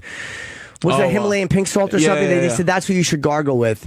And I didn't do it. I forgot. Is salt water really good for it? Every time, like I said, I have so much mouth fucking pathology. It's crazy that, anytime I've gargled with salt water for my throat or a canker sore, that fixes it. I mean, barring antibiotics, I agree with you. As soon as I started taking these antibiotics, I felt immediately better. So I was saying the same thing. I'm like, these people that fucking talk about antibiotics and how it ruins your body, I'm like, how? It just makes me feel better. Don't they ruin, if you have other medicine you're taking, don't the antibiotics wipe them out too? I think antibiotics hurt like the way Purell hurts. Like if you take antibiotics all the time, then it's destroying like bacteria that you need and all that stuff. Yeah, but then I just eat a fucking yogurt, a probiotic yogurt, and get my biotic game back up. Were you Jamie Lee Curtis? My auntie. I used to jerk off to Jamie Lee Curtis and True Lies all the time. That was like my actual, because I didn't have porn. My fucking mom, was hovering always. So I used to jerk off to the scene where she would dance with Arnold Schwarzenegger in her underwear. Not her body, by the way. What? That's not her body. No, that's actually Jay Moore's ex-wife. Really? That's true. Jay Moore's ex-wife is smoking hot, and that's her body, not Jamie Lee Curtis, the body double. That's not Jamie Lee Curtis. Holy fuck. Wow, that's a weird. I used to, because I still like get horny when I see her. Yeah. But now it's not I her jerk body. off to her in the yoga commercial only. Right. I didn't like her in Trading Places when her tits were showing. I only like her when she's telling me how great she shits at age 58. Activia. Just blow a load on your wall. Oh yeah, I should have gargled with salt water. I'm going to get some. Gargling with salt water is very good for canker. Do you have any pain at all anymore? It's completely. It's probably 15% of what it was. It was bad. A lot of the pain that you have in the back of your mouth there's from just bruising from contact. No, that's what it was happening when I was away. I'm just saying that like you could have that. Maybe I was eating too much twice a day. That's not what I was saying. Oh, yeah, no. But I have a little bit, so I'm not. But salt water, they said, is fucking like like that. It makes it hard for bacteria to live where the salt was. Yeah. So were you like when you would swallow, it was like you could barely eat nothing, Dude, right? it was agonizing. Agonizing. Yeah. It was painful 2 days ago. I had to put water in my mouth every time I swallowed because any food. I bought honey. Yeah. And like a mouthful of honey hurt. Yeah. Shit. That's terrible. Yeah. So anything that came in contact. Just agony. Swallowing was extremely painful. Well, now there goes your social life. Yeah. I'm always nervous. Anytime I get sore throats now, I always get nervous because, like, you know, when you're like, especially like when I was a teenager, like I was just fucking eating puss left and right. And now, like with all this HPV related throat cancer in men, it's like you start to think like, shit, is this the beginning? Is this flare-ups? But anytime I talk to the doctor, like, you know, throat cancer will be something different. I'm like, how? My fucking throat is covered in pus and bleeding. Yeah. Do you ever get sexy and use dental dams when you're going down on a girl? Oh. I don't go down. I haven't went down on a girl now in 3 or 4 years. No, because I get an instant sore throat. Anytime I do it, I instantly, like literally, as soon as the bacteria, as soon as I do it, within 20 minutes, I start to feel a little pain, and the next day I wake up, fucking done. What if it's psychosomatic? That's what I thought, but I actually have the pus and stuff on my throat. Get rid of your tonsils. You have ice cream for a week. You'll be the happiest boy in town. 10 days, you can't talk, though. That's what they said. Is it 10 days? That's what my doctor said. 10 days, no talking. So she's like, you got to do it when you have no gigs. I'm like, well, let's sign me up tomorrow. But yeah, you ought to do it, man. Just get it done, because if it's going to keep fucking your throat up, it might fuck you up later. Yeah, no, it certainly will. Yeah. I've had tonsils out. I have my adenoids out. As an adult or as a kid? Kid. As young. Oh, yeah. See, as a kid, they say it's different. What are the adenoids? I thought the adenoids delivered Domino's pizzas. Give a gun. You don't remember the Noid? No. I'm going to fucking spit on you with my fucking You don't remember the Noid? No. What's the Noid? Yeah, exactly. I know the droid. Then you can get the fuck out of here with that bullshit. Maybe I will. The Noid. The Noid? I don't know the Noid. I don't know the Noid. I remember. Yeah, the Noid. I was laughing. Yeah, all well, right. of course, yeah. You know, just because you guys are completely out of touch with corporate mascots. I'm a Little Caesars guy, so pizza. Oh, I looked at the guy's shirt. I thought he represented something else. It's a marketing campaign. Yeah, no, I didn't get the only thing I think I haven't had my tonsils out. I haven't gotten my appendix out. Only thing I got removed was my foreskin. But other than that, yeah, I had a friend who got circumcised when he was like 20 years old. We were in college. Yeah, well, we're more. You and I are more acquaintances than friends, right? Polish kid. He was born in Poland, and then Americanized, came to school. What happened? He was in Poland, and when they went to circumcise him, they pulled it off his neck. I don't know. Polish joke. I can't think of nothing. I love it. And more of that coming up on the Kneeling Room Only tour. Yeah, Polish jokes abound. Yeah, a lot of them. I open and close with Polish. You know what? I should start opening with Polish jokes. How great would that be? Just people being like, What is this? One of the funniest jokes, sorry to interrupt you, I've ever heard was Rodney. He did a couple of Polish jokes in his act. What a fucking... By the way, I was watching Rodney last night, to totally digress. This is 12 o'clock at night. I'm watching old Tonight shows with Rodney. Right. What a master. What delivery. What a perfect stage persona. Yeah. And I was watching a clip of 77 with him and Johnny Carson. And just watching Carson going, like, understanding exactly how to stay out of Rodney's way, right, and be a part of it, and go, yeah, yeah, really, like just these little words that would kind of push him forward conversationally and chime in without ever stepping on anything. What a man. Anyway, Rodney. Oh, one of the dumbest. It's dumb now, but the first time I heard it, I screamed. He goes, a Polish guy went to the doctor. They told him he had sugar in his urine. He went home and took a leak over his cornflakes. That's a great fucking joke. That is great. That's a great joke. Yeah, that's great. He was a machine, man. A fucking joke after joke after joke. Like, literally nothing but joke. He was the guy was fucking amazing. But like, you think like his style would be able to live today, or you think no? You know, because he's such a funny guy with the shirt and the. He was such a funny dude. Yeah, it would live today, even though some of it's a little bit of a dated style. Right. But Rodney was such a machine. Henny man. Youngman too is another guy like that. Another guy like that. Yeah. Tell me about your circumcised Polish friend. Oh yeah. So he fucking shows up to school one day on crutches, and you know, we're like, I'm like, what's going on? He's like, oh, I sprained my ankle. And I'm like, oh, all right. And then, cause I was, I want to be a physical therapist. I was like, let me take a, look at it. Just to like try. And then I looked and I was like, what? Like, your ankle isn't even swollen. Why are you on crutches? He was like, nah, I fucking fucked up. It was my knee. So then, like, I was like, why are you on fucking crutches, dude? It's not your ankle. I know it's not your knee. And he goes, I got circumcised yesterday. And then, He's on crutches? Well, yeah, but as we were on the basketball team, yeah, and then we're like, dude, we want to see, dude, we were like, let me see your fucking dick. Like, everybody was like, I want to pull down your fucking pants.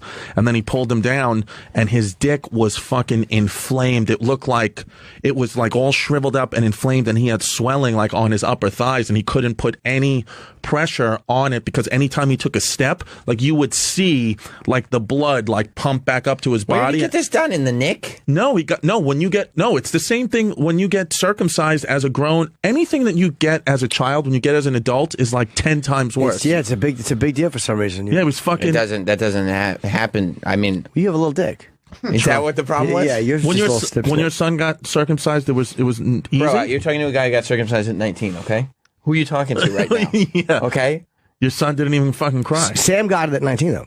Are you serious? Yeah. Oh, you really That's did? who you're talking to right now. Oh. You're talking to an expert in the field. Oh, you really got it circumcised in that? I thought you were joking. No, I wasn't joking. Oh, why would you get it circumcised at 19? It's a whole thing. I mean, okay. Oh, you talked about it. All right. Yeah. But he had too much skin, and the dumb hole of his dick wouldn't open wide enough. So what happened is his fucking foreskin would balloon up with piss, and every time a girl went to suck his dick, she felt like she was kissing a bum. That last part, he added in the last part. The rest of it's true, but he added in the last part. So wait a second. His dick would balloon up with piss, and he showed his parents, and they said, well, make it tinkle, Sammy. And so he was at the kitchen table, he went to pee, and it ballooned up, and they put it on the table, and his parents punched it, and pee shot out, and they're like, you have to get this clipped. Is that correct? First part is true. Second part is not true. The smashing. The ballooning is true. So wait, so you didn't have any swelling, or you weren't on crutches? Why was my friend on crutches? I was not on crutches, and I got no thigh swelling or anything like that. The inflamed dick is right. How long could you not touch your dick for? They were like, I mean, they go like, a lot of businessmen come in and they get this done on a Friday and they're back to work on Monday. It was a week before I could touch it without it. Like, there was definitely pain. When you peed or poo-pooed, did it hurt so much? We don't talk about poo-poo on the show. The listeners don't like it. Yes, he calls it cum evacuating. I don't remember that being an issue. It could have been. Not that I remember. But there's just dick swelling. Thank God. And who's he? Thanks, Troy. No. Troy wasn't enough to save it.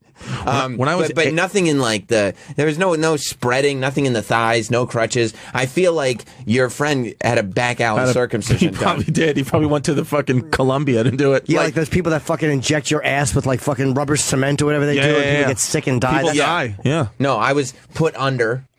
Okay. Had a surgery done. Nice clean clip, and then left that same day. Oh, definitely left. You were totally. I guess so. Sure. Yeah. Oh, yeah. They knock you out, but definitely left the hospital the same day. Right. Yeah, and then you go home. You had to wear like those like pajama pants for a while, something a little baggy. Right. I'm not going to put jeans on or anything. But you still wore your Jordans. Yeah. Well, yeah. You gotta look fly. You know the what ones. I mean? You got. But yeah, and then I was on spring break from college. It was my freshman year of college. Oh, you sat out a big time. Fun. Ooh. Yeah, they were on the beach, they were fucking. I couldn't do any of that stuff. My dick was out of commission. I thought, do you have, like, when you have I don't have a son, but do they push the circumcision on you, or are they like truly like this is your choice? Or do they you should do it to a daughter too, I think. That's my belief, so she doesn't disgrace the family. I wouldn't necessarily agree, but I don't know. They didn't push it on us because we were going to do it anyway. Right. I wonder, though, like, if we had been like, I don't want to do that, if they would have pushed it. They wouldn't. You know, not now. So many people are not circumcised. Yeah, There's a big push against it now. Why? Because it's genital mutilation, and there's a reason for it once in a while medically. It's genital mutilation. It's. There's no reason for it. But here's the thing. I thought that it's kept their dick cleaner. It does, yeah, sure. But all of Europe isn't dying of dick cancer. It's prettier though. It's prettier without it. Yeah. I wish I was prettier. uncircumcised. You wish you do? Yeah. Yeah. Why? I just think it'd feel a little bit better. Your dick's protected. So you think? What if you had phimosis? What is that? That's what I had. Oh yeah, then that's a medical reason. You had to. Your dumb balloon dick had to be fixed. It was old bum prick. I get a hard on, and it would just come like the skin would stretch with it. Like, Did it hurt? What was the main reason you had to? Honestly, because you had so much. He's like the clitoris. Because what? Because the foreskin didn't roll over. Like the hole in the foreskin, you get your dick hole and then the hole in the foreskin. questioning.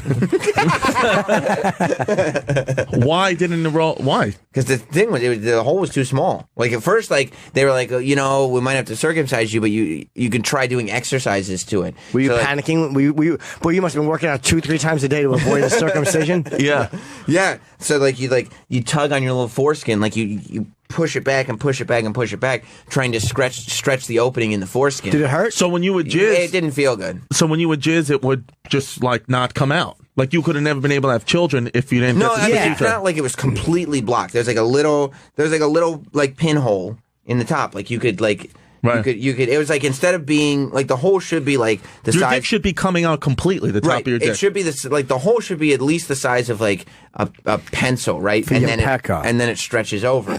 But mine was like the size of the tip of a pen. Right. And that shit wasn't moving. Right. Oh, what a dumb penis. Right. It was like a very form fitting.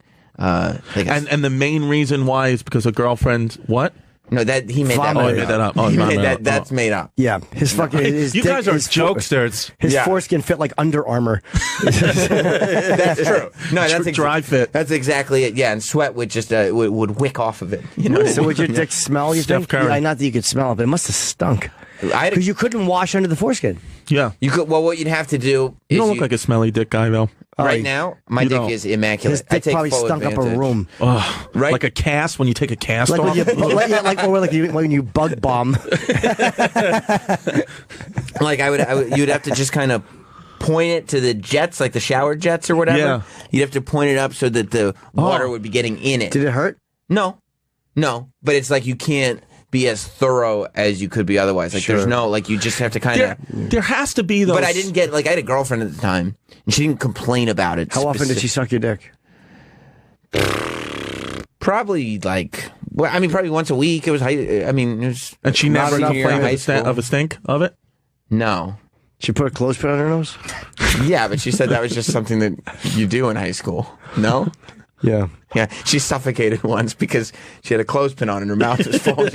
Have you ever been out like passed out? Have you ever been out like at a party and a bunch of people were sitting around and someone said, "Does anybody want Gouda cheese?" And she just blurted out, "I've had it." No. Okay. No. By the way, I love smoked Gouda cheese. I'll bet you do. My grandmother used to bring it home. She did. Is there anything about she'd bring it home from her gentleman callers. Let's smoke some of this. just a bunch of schmegma. She would just smoke schmegma. No, it doesn't smell like schmegma. It's got a nice odor to it. Your grandma used to like Framunda cheese. I know she did. Yes, she did. So what? And she was a 3-holer. Your grandma was everyone in the neighborhood knew that.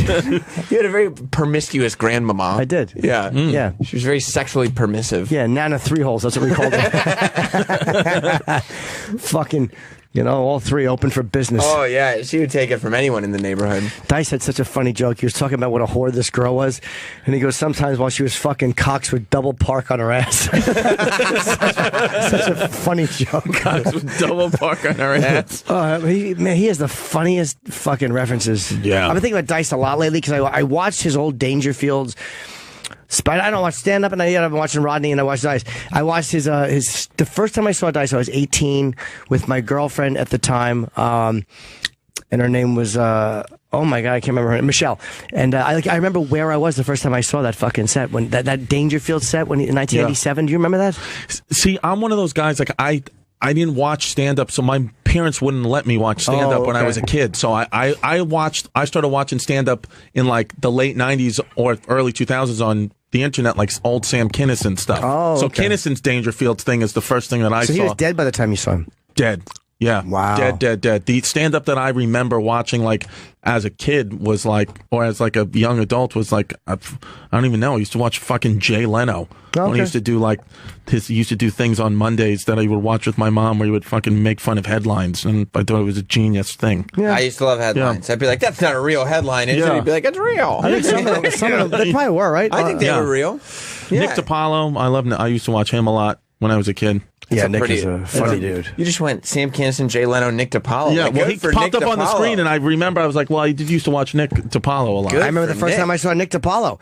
Very few comics I remember the first time I saw Nick. I was with my buddy Kenny Hines, and we were watching some young comedian special, and I think Janine was on, and he came on. I'm like, this cocksucker's hilarious. Yeah. Nick, he still is really funny, but man, he's a fucking good comedian. One of the first comedy shows I went to was in Syracuse University while I was attending. It was good, right? And it was the Tough Crowd tour. Really? And at Syracuse, I saw Keith Robinson, Bob Kelly, and Jim Norton.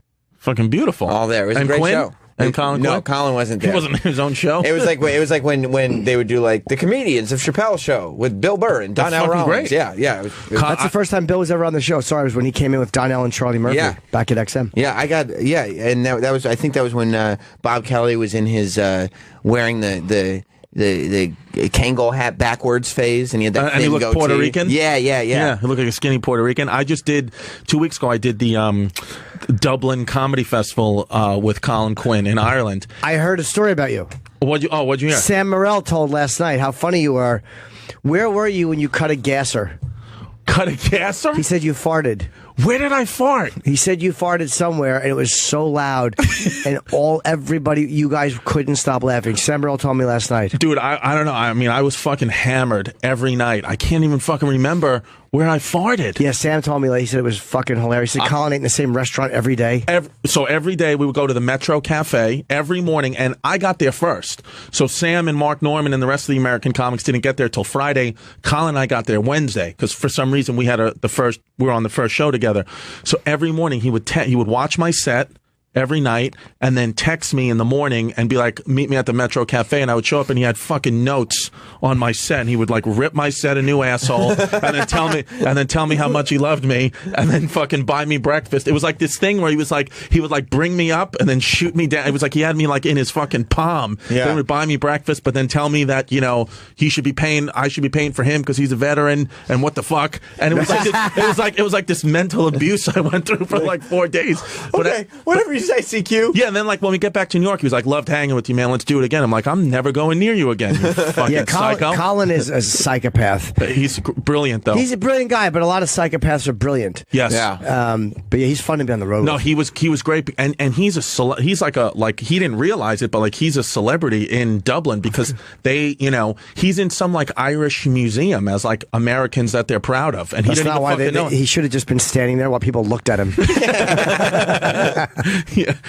No, it was funny. It was funny because he was like pontificating to us one night, like right before he went on stage about like what real comedy is and like you have to just go up there and do it and blah blah blah blah blah, and like how the Irish crowds, like he was, like how he can just like connect to them, whatever, and then he just ate his dick for like 15 minutes. Did he eat his dick? Me and Sam were dying fucking laughing, but everybody ate their dick on that show. It was like the drunk fucking. It was like a Friday Night Late Show in Ireland. Like everybody was 10 out of 10 drunk. No, it's just he didn't eat his. No, he didn't buy him. He was fucking great, but they were all there. They were there there to see some very famous Tommy Irish Tiernan or one of those guys. It wasn't Tiernan. It was the one. It was basically like the Mark Maron of Ireland. He's like the thinker comic. I never hoped that Colin called in so badly. Yeah, I already. He said I ate my dick. No. Colin was great to watch. There was one. I mean, he would do shit like we were in a Viking museum and like we were just enjoying it. And then like he would go up there, Colin, and do like 15 minutes on the Viking museum and crush. And we were like, holy shit.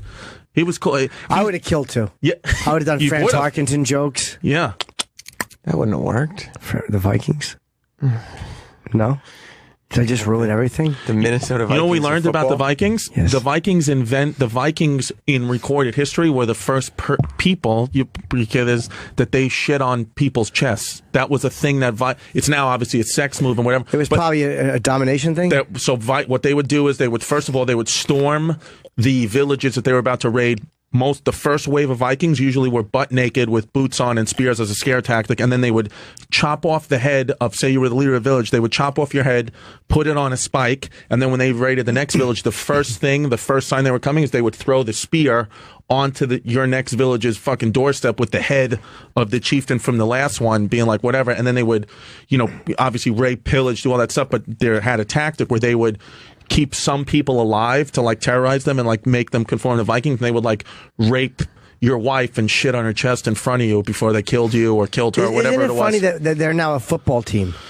Yeah. Well, they're ferocious. Well, they were very sophisticated. They wouldn't just come in like they would go berserk. That's where that word comes from. But they were very they were the first groups of people to they were so good with seafair warfare. So they had like a coast guard basically. They were like the first example in history of like people they had just Vikings on the shore in boats just waiting to like save people and give supplies. Like everybody else used to just throw their whole fucking army out there. Yeah, but still, this would be like in 200 years if there was a football team called the Seattle ISIS. Yeah, exactly. You know what I mean? Sure. It's the same thing. Well, it is, but I mean, they were. They were. What years were they around? They like basically came in the 1500s. And you know what else they used to do? They are blamed for starting like the Black Plague or one of the groups because they would take like infected rats. They kind of knew to stay away from. The Viking population really wasn't decimated so much by the Black Plague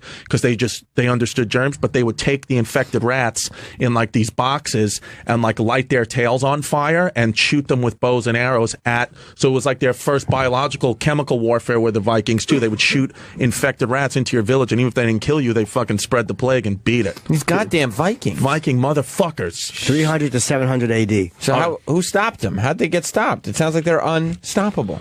I think that like every other civilization, the tour guide said they just, started to implode on themselves. And the tour guide kind of was insinuating that that's what's happening to America. And now it's just fuck him. Yeah. Well, America. It was a woman, you fucking gender-seeing fuck. Why? How do you know it was a woman? Did she announce herself as a woman? Maybe she identified as a man. Wow, vagina. I've had this discussion alone in my bedroom out loud. Yeah, they were in history for a while because they had 700s, then 1,000. They had a whole bunch of. Were they supposed to be big people too? They're Huge people. Nordic, right? Nordic, and they're those stupid helmets that the Minnesota Vikings have. They said Hollywood made that up. They just were. They wouldn't have the helmets with the horns on them? No helmets with the horns. But they did have like the long blonde hair and, the weapons, the fucking battle axes. They could build ships in like a day. They would be able to build a whole ship because they just were so good at it. Let's see what some Vikings look like, real Vikings. Well, there's no photos. No, I know, but it's got to be still renderings and drawings. They were just brutal people. Yeah, they were mean, nasty men. Mean, nasty men. But it's weird because they were fucking kind of sophisticated. Yeah, they would all tatted up. Do you watch Game of Thrones? Yeah, I love Game of Thrones. That's not. I don't. I heard there's a fucking little spoiler. Don't tell me, dude. It was in the New York Post yesterday that fucking they leaked an episode in HBO Spain, and there's one thing that's going to happen next week. That if that happens, I don't know how I'm going to fucking move forward. I already know what it is. Someone sells their hat. No, I don't know. When I walked into the High Line last night, or got there yesterday afternoon. Guess what? Old Rob and Shitloaf were watching this week's Game of Thrones leaked. This week, so they were already watching the leaked version. See, I don't want to do English. Yeah, how'd they get it? They know the internet, HBO, and they know it well. Maybe them kids can help me because I like to watch it before it's spurled. No, I don't care. Yeah. What do you think of all the HBO leaks? I mean, I don't like what I mean. We live in a world where there's no appointment television anymore, so I don't mind when it gets leaked. I mean, I haven't watched it, but I would if you gave me a password to watch it, I'd watch it right now because I'm used to being able to watch everything when I want to. I don't care if I see it too early. It doesn't matter. I'm not going to matter anything. No, but they're also leaking like scripts and stuff. Like, what do you think about like, creatively? I don't like it. I think it's shitty to do that. Sure. But I mean, as a viewer, it doesn't affect me because I've had things spoiled. And I'm like mildly annoyed, but I still watch them. I'm like, oh, okay. Yeah. Yesterday's though was even yesterday's. What? Yesterday. All your troubles seem so far away. Now it looks as though Travis is here to stay. Nope. Travis remembers yesterday. Go ahead, Travis. I don't. Suddenly. I've got half the parents I used to have.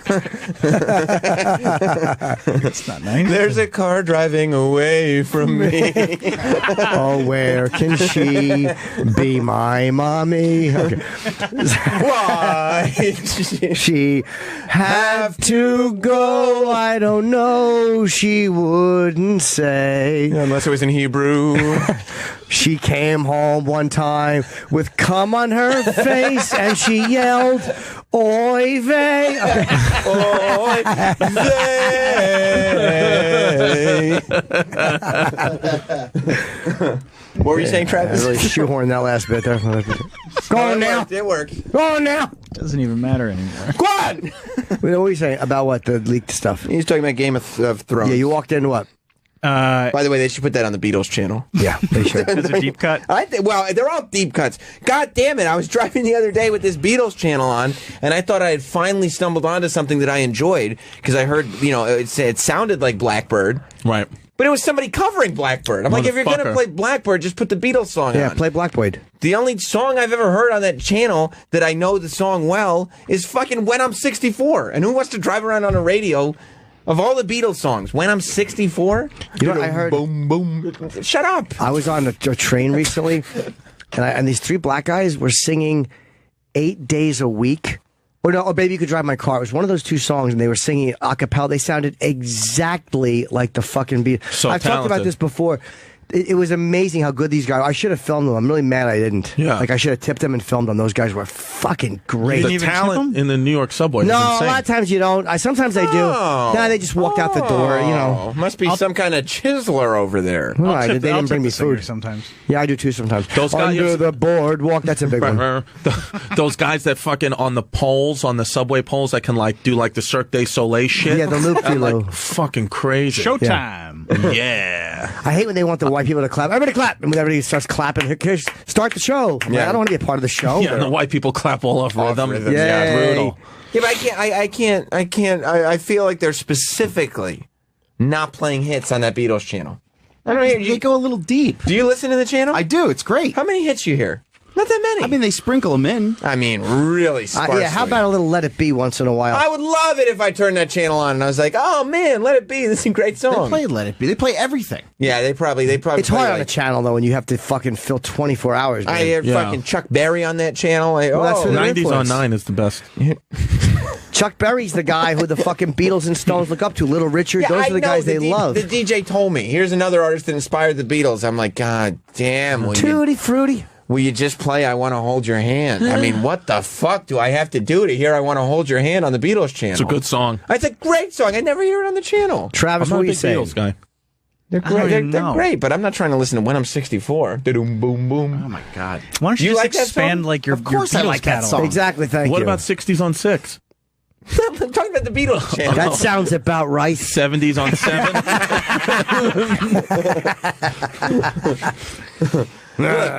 Look, it's not funny when you have a kid. Listen. No, it is. I guess you're right.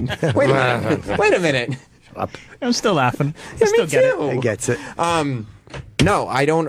I like my song. I got I think like between 12 and 15 Beatles songs in my phone. Oh, beautiful. They're the best of the best. I've cut it down. I've cut down all the filler. I've got their amazing songs. Do you have I don't hear A any Day of in them. the Life? No. You don't like that song?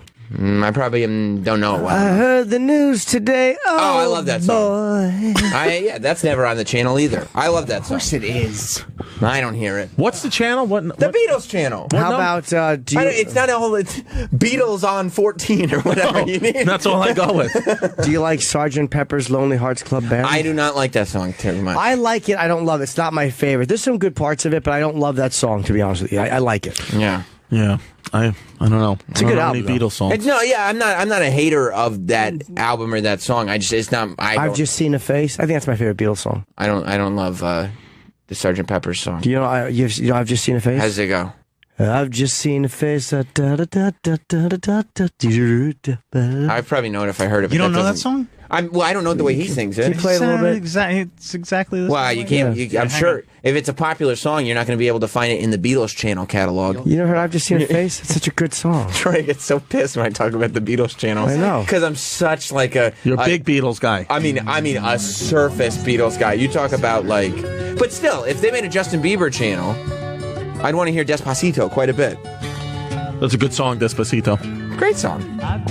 He's fucking talented. Oh, yeah, I know this song. This is great. This is a great song. Oh. Great song. Yeah. God damn it, this son of a bitch could write tunes. Yeah. So good. Yeah, I love this. Do you like this, Travis? I love this. Oh, yeah. Yes, I love this. Off the Rubber Soul album, I believe, right? Is that what album I don't this remember is the on? album, yeah. I think this is Help. Yes, it was Help. It's like the ninth song off Help. That's the same album where the song "Help" is on, right? Yeah, you know your Beatles. That's right. I'm going a little deep. I never hear "Help" on the Beatles channel either. I love that song. That's a great song. That's the night before is a great song off that record. But yeah, Help might be the best opening song ever on an album. Is "Help" the opening song on the Help album? Yeah, it's just a great way to open it, and it's such a fucking. Well, you consider they were probably in the early 20s when they wrote that. What a I can't believe that. Brilliant thoughts to have for someone who's 23, 24 years old. Yeah, because I like the song now, but if I had heard those lyrics and like thought about it when I was in my early 20s, I would have been like, what are they talking about? Do you like In My Life? I love by Lennon. Have you heard that, Chris? I don't know any Beatles songs. You don't know In My Life? McCartney was 23 when Help came out. That's crazy because like I didn't even really get the song until I was in my 30s. Which one? You know what I mean? Help. Yeah, how about what the song is about? That was John's song. Help? Yeah. In My Life. How old is he when he wrote In My Life? Yeah, and In My Life is like this brilliant. That might be off Rubber Soul. That yes. I mean, just like. Who wrote the Beatles songs? McCartney and Lennon wrote most of them. Majority of them. I think a lot of it was P. Diddy, though. Yeah. In like a studio. I don't think it was P. Diddy. You never heard this, Chris? In My Life for just a second. We're not going to play all Beatles. Just play it for a second. Somebody's got to. Somebody's got to play these hits. Should I play In My Life for a second? Troy, am I being unfair to the Beatles channel? Yeah, you're just being stupid. That's not right. You're being a big asshole. Yeah. I don't hear these songs on the channel. Yeah, they really were that good. They're one of the only things that just wasn't overrated, unfortunately. They just, like, Bob Kelly doesn't like the Beatles. He's like, I don't like the Beatles. I'm like, you haven't listened to the Beatles. You probably heard a few things. I used to say that when I was younger, that I didn't like the Beatles, but it's because I wasn't listening to the Beatles. Yeah. I don't know why I But never... I still would like some hits on the channel. Nobody listened to them when I was a kid. Look, they have to appeal to a huge audience that love the Beatles in many different ways. So it's like you can't just play hits because I wouldn't listen to that. Yeah. I know you got it for 24. You got to fill 24 hours of programming. You know what they played that was good? What? The Paul McCartney Apollo concert. Oh, yeah. Have you been listening to that on the channel? Yeah. I liked that was on. Do you know I was watching last night because big news. Bonnie Tyler is doing Total Eclipse of the Heart during the eclipse. Where's she doing it? In a big stadium? No, it's on a cruise ship. But I was watching. I went around and I was just Googling, watching live versions of Total Eclipse of the Heart. No more fun. You need some hobbies, dude. I do. I have one. I find 60-year-old Welsh women singing. You know what's even more like demeaning for her? Did you see what Sick Baby D-Bag tweeted? Breaking news: medicine works. And a picture of your face looking surprised. Well, no, I was bashing people who say it doesn't. Yeah. I know. I don't think that's a fair criticism, but it is funny that that's what they took from it, and they goofed on you for it. Ozzy does cover it In My Life, but I was watching. Go find Bonnie Tyler singing Total Eclipse of the Heart. Total Eclipse live because I guess she's an older woman now. And it's not quite the same. It is a great song. Let's be honest. You don't think the cruise version is a great good? song? No, I wish they had. Isn't that the song that they had the Dan band sing? Yeah, in old school, that's where so he kept, fucking where funny. He kept cursing through it. I fucking need you tonight. Somebody hired them, like a comedian friend. One like that we know hired him, and like they charged like $100,000 to play their wedding, really, or more. Something crazy. $100,000 to play a comedian's wedding. I forgot who it was. Did they hire them, or they said no? No, yeah, hired them. It was somebody who's I forgot who it was. It's just so funny that. No, go to a newer version, like the 2016. She's still young there. It's just so funny the scene where like he's getting married and like they're just kind of looking at each other like did he just like add an F-bomb for no reason? That's a hilarious part of that movie. Fuck you.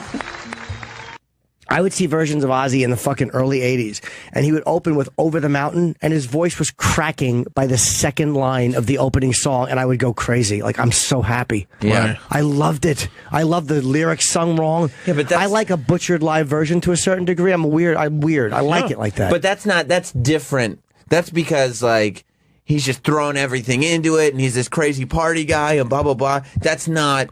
Okay, he's gotten old and nobody cares about him anymore.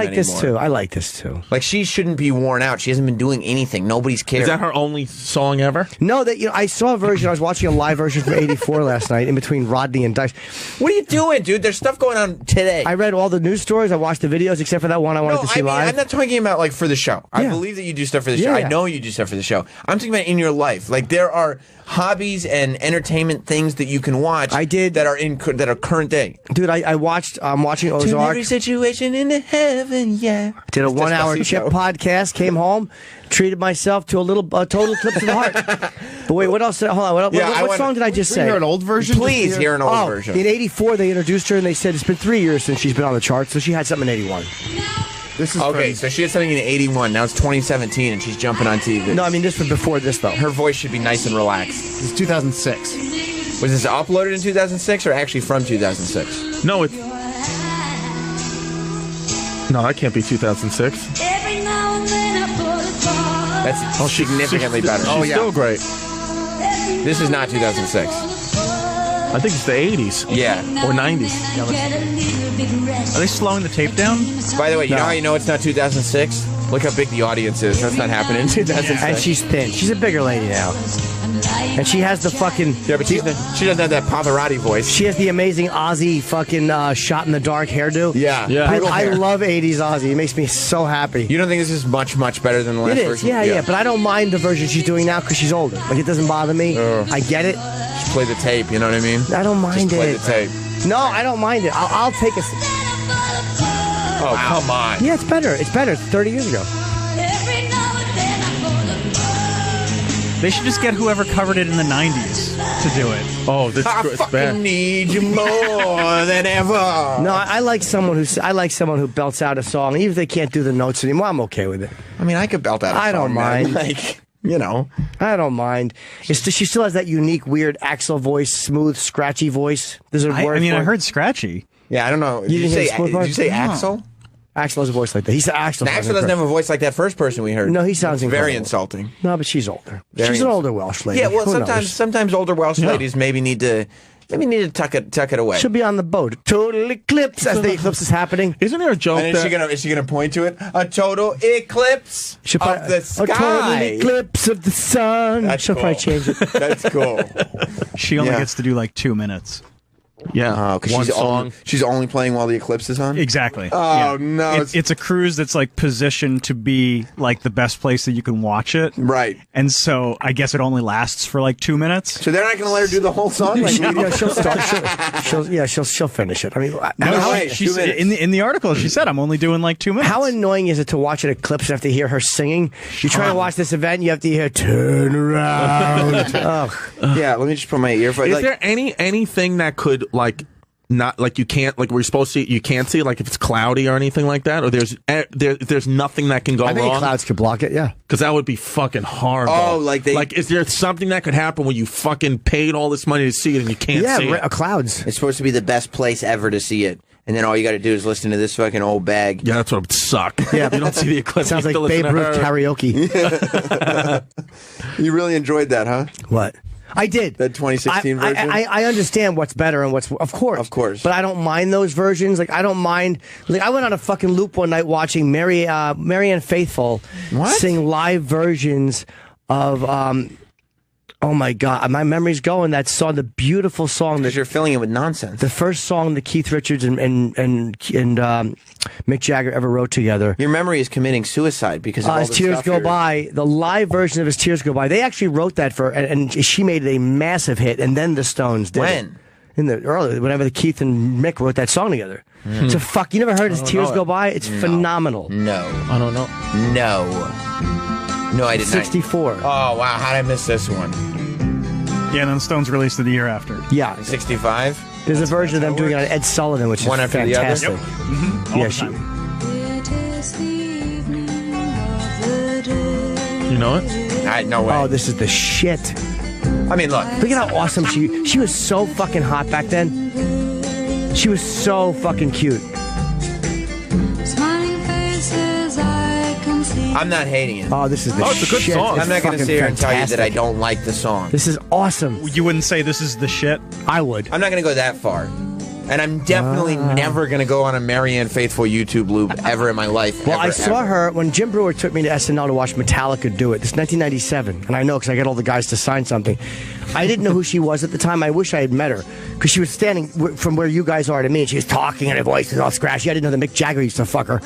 And she does that part in the fucking song on that Metallica does. Memory Remains. At the Memory Remains, she goes da da da da. That's her voice got very scratchy as she got older. And yeah, see if you can find the part of Marianne Faith. I know I happen to like this song. I do too. Do people... Oh, that's cool. That's a woman? That's Marianne Faithfull. I always thought that was just them. No. That's a... This is a good song. That's cool in that context. Why are you guys saying that? Is this like a hated Metallica No, song? I'm just saying I liked it. A lot of people didn't like her in it. Do but hatters not like this song? But I remember James Hetfield was being annoyed because he didn't want her standing next. He's like, keep her away from me. Why? I don't know. They were doing the live. She was in the version on SNL. Tell them to relax. Who cares where she's standing? Real Metallica fans don't really like this era, or diehard Metallica. Is it what album is this? I think this is Load. They don't like Load and Reload, right? Nah, because they cut their hair and they kind of people thought they sold out. So, I mean, Reload is terrible. Oh yeah, it's a bad album. I don't know what's on that song. I don't remember. What about the album where they Saint Anger people like though, right? Oh, that's probably their worst one. Oh. In my opinion, it sounds. You like Saint Anger, Chris? I don't know. Saint Anger. Is that Metallica? Yeah. I don't know any of that shit. Yeah, people don't like I Saint should Anger? know it. I don't know it. No. Is there what's a new one that people actually like? Their Death latest Magnetic record is good. A lot of people like their latest record. Okay, I've heard that. What's the latest one called? Hardwired. Hardwired yourself. I like that song. Yeah, there's like half that record. Hardwired. Really, really good. Do do do do do. Yeah. That's not how it goes. Oh, sorry. I don't think you've heard that song. It's a good song. It sounds cool. The video for it's good. Yeah. Yeah, this is a pretty well received record. Better than Saint Anger? A little bit. Was yeah, Saint like, Anger the one where they did the music video in the abandoned prison? Yeah. Yeah. No, they actually went into a real prison. Oh, that's right. Yeah. People were, and they were like, "Oh, isn't it badass that we're in a prison?" And people were like, "No, this band, this Word this 'em album up, Doc. sucks." One of the reasons that album really sucks is it's just mixed so horribly. Really? Like sonically, it just sounds like garbage. Everybody, I think even Metallica says it at this point. What about that guy who didn't that blonde guy from the movie mix all their albums? Yeah, that was like that was the Black Album, and I think maybe Load and Reload. Bob Rock. Bob Rock, yeah. He's the guy. Let's play Hardwired for a second. I don't remember. I've heard it and I liked it. I think that movie didn't do any favors to the albums that surround the movie. This has 37 million views. They are just a fuck. Imagine 25 years after they started, they're still just massive and relevant. they're having quite a renaissance right now. People love them again. Did people like when they had Lady Gaga with them? I liked it. It wasn't as bad as when they did that record with Lou Reed. Oh, Very yeah. true. I like the fact that they branch out and do all this fucking shit that they just feel like doing. Yeah. Like, because that same mentality is why they bring King Diamond on stage. Yeah. Yeah. I like Where are they this. from? Are they from They should San play this. Francisco? They should play this on the Beatles channel. Yes. Just a good song. Oh, he could talk real fast. But even they're in their 50s coming out. with It's this shit. amazing that It's incredible. Hetfield can still sing like this. Yeah. And Lars can still drum like this. Yeah, you're right about that. They're in their mid-50s. Jesus Christ. And they sound exactly like this live. Not all. Isn't Robert Trujillo younger? He might be, yeah, but he's been a fucking animal for 20 years anyway, with Jane's Addiction and then Ozzy, and then fucking Suicidal tendencies, infectious grooves. What was it? Is Jane's Addiction wrong? Am I wrong with Jane's Yeah. Sorry. The bass player from, I forget the bass player from. Yeah, Suicidal Tendencies. Okay.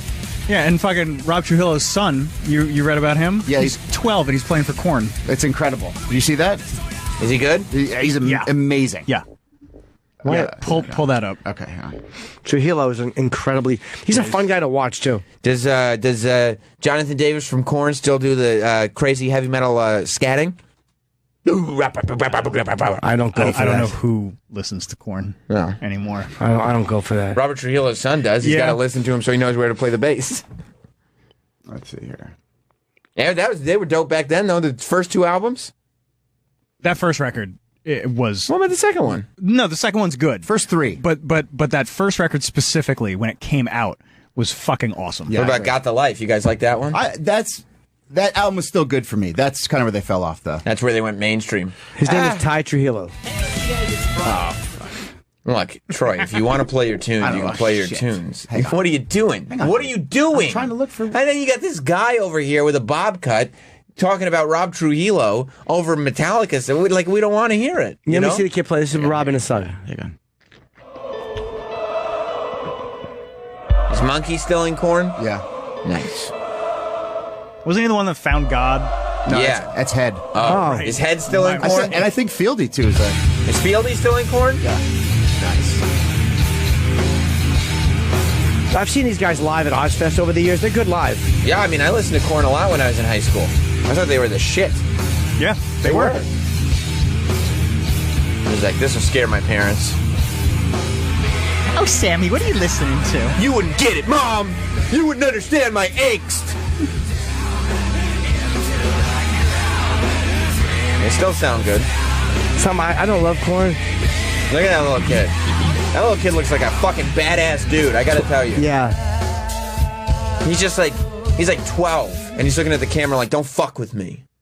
Fucking Rob is so much fun to watch. Oh, yeah, he is. Yeah, he is. You can't... If you're in a band with Rob Trujillo and you're just standing there, you look like a dick. You have to... He forces any band he's in to be better because you have to perform. Yeah. Because this fucking animal has fucking pigtails and he's just stomping around this. You can't just stand there while you're playing on stage. He's got that shit all low, just like, it looks like a caveman playing the bass. He really does. And he's fucking incredible. Yeah. Would they be called pigtails? Are they dreads? No, because there's just 2. No, because he does have pigtails. It's just 2? I call him pigtails. I thought it was more than 2. I'm with Jim on the pigtails. No, he will. Only 2? He will at times. He changes it up, but he will at times have like pigtail, and it works. Pigtails. Sounds like such a girly thing. But it doesn't matter. It's Rob Trujillo. No, he's awesome. He can literally wear diapers and a tampon, and I'd still say he was a fucking cool dude. With that squared off jaw, just making mean face. Yeah, it looks like ancient, like a Mayan. Yeah, you know? That's what he looks like. Yeah, he should be fucking playing while fucking blue heads are being rolled down a hill. Rolled down a hill, yeah. And he had, a lot to overcome with fans. Well, because of course, yeah. Well, him and Newsted swapped spots. Ozzy took Newsted, Metallica took him. He did have a lot to overcome. People were not happy about that. Yeah. But one thing about Trujillo is they already knew him. Trujillo, everybody knew. When he came into Metallica, he was at least already a made guy. He wasn't some newcomer. Yeah, but they still, Jason had been in the band for 10 years, yeah. Jason took a lot of shit when he started Metallica. They hated him. Because he replaced Cliff, right? Yeah. Yeah, they fucked with him all the time. Find him with pigtails. Find him with pigtails, for Pete's sake. Yeah, they and Justice for All, they turned Jason Newsted's bass down so far you can't even hear it on the record. That's hilarious. Why not just do it without a bass guitar then? Yeah, exactly. Just do the songs. You know what I mean? It's like Paul coming in and overdubbing Ringo's drums. Don't worry about it, Ringo. We got this. There he is, right there. You go home. Oh yeah. You guys need any more takes? No, we got it. One and done, Ringo, baby. We did it again. Good night, Ringo. You are a wrap. Yeah, those are pigtails. Yeah, they're pigtails. Do you know what a fucking cool motherfucker you have to be to play with Metallica and have pigtails and it works? Yeah. There he is. And he's just mean. He's a beast. I got pigtails. You like him, Troy? He's the fucking man. Yeah, he really is awesome. Yeah. He's just fun to watch. And he really is an incredible bass player. I mean, even going back to Infectious Grooves, they were just so funky and weird. Yeah, man, I love them. Grooves are infectious. Yeah, oh, yeah, this is true, too, by the way. What's true? Phil in Illinois raises a good point. This is a much better show. Yes, Phil. Yeah. This Phil, Southern Illinois. What's up, buddy? Hey, have Jimmy look up Moonstock. Ozzy Osbourne is going to be singing Bark at the Moon at the Total Eclipse down here in Southern Illinois. That's right. Yeah, that'd be so much better than being stuck on that dumb boat with that woman who can't sing anymore. Yeah, he's going to sing Bark at the Moon. That is right. Imagine, shit. Yeah. Cool. Thanks, man. I did hear that. Someone said, now I don't remember this part. Jason in Colorado, how did she do this? Sorry. Hey, guys. Yeah, so on SNL, when they played The Memory Remains at the end, when she does that da-da-da-da crap, she messes up the timing. No. And if you look at their faces, I think it's Kirk Hammett. He wants to beat her in the fucking head with his guitar. He's so pissed at her for screwing up because he's trying to follow along with the guitar and he's having trouble doing it. What year was this? Do you remember? 1997. Oh, my God. I know, because they signed my Lord of Reload came out. They signed my business card, each one of them, and they put a 97 on it. It's a good thing. So this is before Lars is all pissed about Napster. Oh, yeah. She fucked up. No, she didn't.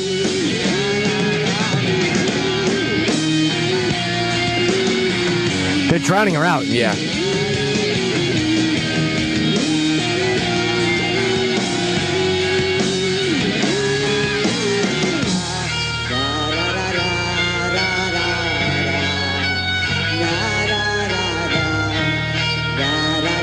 No, she's not fucking it up. Yeah, sounds fine.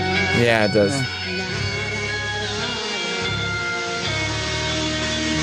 That wasn't bad. No, she didn't fuck that up. Fuck it, just bring a recording of her. You don't need to carry that lady around with you everywhere. Just put her on a loop. Yeah, we should break because we have to wrap up the show. Chris, you got any promotion? We haven't plugged anything for you. I'll be at Helium Comedy Club in Buffalo, August 31st to September 2nd. Okay, good. You go see Chris live. He's just a hilarious fucking comedian. Really, really funny stand-up. Thank you. Today at 10 a.m. on the West Coast, it's now 7:25. Neptune Theater in Seattle is going on sale very shortly. I'll be there September 22nd. And October 20th, the Pantages in Minneapolis on sale today at 10. And the Crest Theater... He's going to have trouble plugging that gig every single time. November 25th, Crest Theater in Sacramento. Today at 10 a.m. it goes on sale.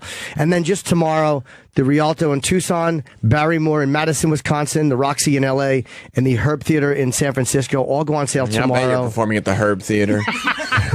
Why was at the Herb Theater? Just that you're a silly Herb? Or is that a gay guy? No, like a Herb is just like a Herb. It's like a 90s, like you're a fucking Herb, like you're whack. Yeah. Oh, this is Herbst. Everything else is on sale. Portland, Dallas, Austin, Scottsdale, Vegas, New York City, Indianapolis are all currently on sale. The Kneeling Room Only tour. Come on out, it won't suck. Oh, that's not good. A terrible tagline. Okay, I'll fix it. I just thought of it. Okay, come on out, it won't suck. That you said that already. Oh, that's if I sold it. No. It's not in the inflection. It's the words themselves. It's terrible.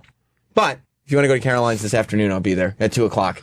You show up, and it's a free show. Seth Rollins and Sasha Banks are coming. The show will air here on the channel at 2 p.m. Eastern on Saturday. So if you want to check out what we're doing, we're talking about SummerSlam and wrestling. If you don't like wrestling, do not listen to the show. But if you do like wrestling, you should definitely listen to the show. It's one of those deals. And I'll be on the WWE Network Saturday at 7:30. And I think maybe Sunday around 5 for the SummerSlam kickoff show on Sunday and the NXT TakeOver Brooklyn 3 pre-show on Saturday evening. All right, great. And we'll come back shortly. We'll wrap up the show with jocularity, thoughts, things of that nature. We'll get to the bottom of D.B. Cooper, huh? We didn't talk about that. Well, yeah, hopefully there's some new information out, which I've submitted to the FBI. So we'll talk about that when we get back. Fuck yeah. Yeah. Hey, a lot of people are probably out there complaining, and I got one thing to say to you. If it's too loud, you're too old.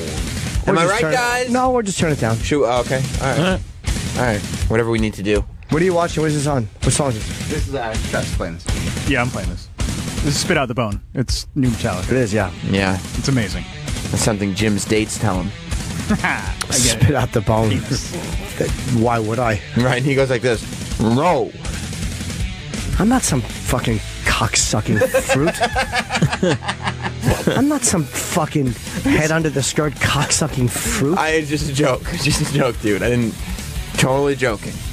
It was meant in good humor. No, I know. Jesus, what kind of a fucking fruit would I be? Queer fruity boy. Cocksucking fruity boy? I feel way. I feel like you're starting to work through some issues right now, and that's not where I want to go. It's not who I am. It's not who my parents raised. No, I know, dude. It was a simple joke. Simple joke, that's all. You know that, right, Chris? Yeah. It meant in good humor, that's all. Meant in good humor. That's it. Gonna burn the forest down. That's his Michael Caine impression. Good, right? Of course, yeah. Yeah. He was looking at me like, because Chris was looking at me confused. And at first I thought he was like, he doesn't know who Jim's doing. But the look was really telling me, where's Jim? I didn't know. Yeah. I didn't want That's to what it was. become Michael Caine and Sam Couldn't Roberts. fight him. We had to burn the forest down. That's That's great. It's from the film Batman. Yeah, that's what I figured. Yeah. Well, yeah, no, he does. It's the Dark Knight. Yeah, he does the same quote every time, just the same Yeah, phrase. it's a good one. It sounds exactly like him though. Yeah. Yeah. And we've played the fucking Coogan and the other guy doing it, Michael Caine. There's nothing better than a good Michael Caine impression. Do you think yours is better than theirs? Thinking no, come on. Right. I do, you know. My voice goes up an octave and a damn cut. Burn the forest down. Who are you doing now? Please. Cute. One of the Gallagher brothers? Michael Caine. Oh, okay. How good do they do Michael Caine? They do Michael Caine great. It's fucking... Yes, they do Michael Caine Have you great. heard them do Michael No, do never Michael heard Caine? it. Put that up. We played I know it- Michael Caine, sure, we yeah. played it a bunch. I know. I'm sorry to anyone who's heard this. Steve Coogan, who hated me when we met, unfortunately. I fucked up and I didn't know it. I don't mind it. I love Steve Coogan. You do? Love Steve Coogan. He's amazing. Have you talked to him since? No, it was a terrible mistake. I really did something I did not know was a trigger or something we had promised not to do. I just fucked up, but it was an accident, honestly, mistake. Stunningly accurate. Well, they're wrong. I've not heard your Michael Caine, but I assume it would be something along the lines of, my name's Michael Caine. That is where you are so wrong. And you can look at my live video for proof, because that's the very thing I don't do. I say that he used to talk like that. Do you, Michael Caine? Okay. I say Michael Caine used to talk like this in the 1960s, right? But that has changed. And I say that over the years, Michael's voice has come down several octaves. Let me finish. And all of the cigars and the brandy don't let me finish can now be heard. Okay. I've not fucking finished in the back of the voice and the voice now. I've still not finished. The voice. Because you're panicking. Because you look like you're about to bloody talk. Let me finish. Michael Caine's voice now in the Batman movies and in Harry Brown. I can't go fast because Michael Caine talks very, very slowly. Right, this is how Michael Caine speaks. Michael Caine speaks to his nose like that. He gets very, very specific. It's very like that. When he gets loudly, it gets very loud indeed. It gets very specific. It's not quite nasal enough the way you're doing it, all right? You're not doing it the way he speaks. You're not doing it with the kind of... And you don't do the broken voice when he gets very emotional. When he gets very emotional. She was only 16 years old. She was only 16. You're only supposed to blow the bloody doors off. That's Michael Caine.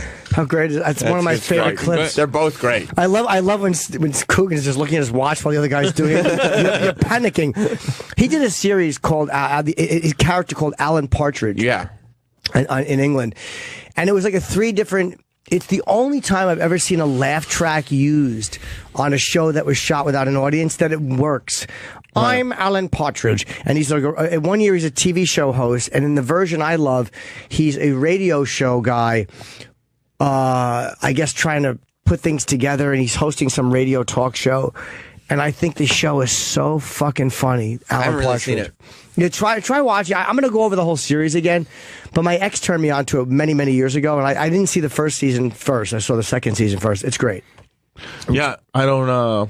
I fucking yeah, it was great. You know about DB Cooper? I know about DB Cooper right. jumping out of the plane.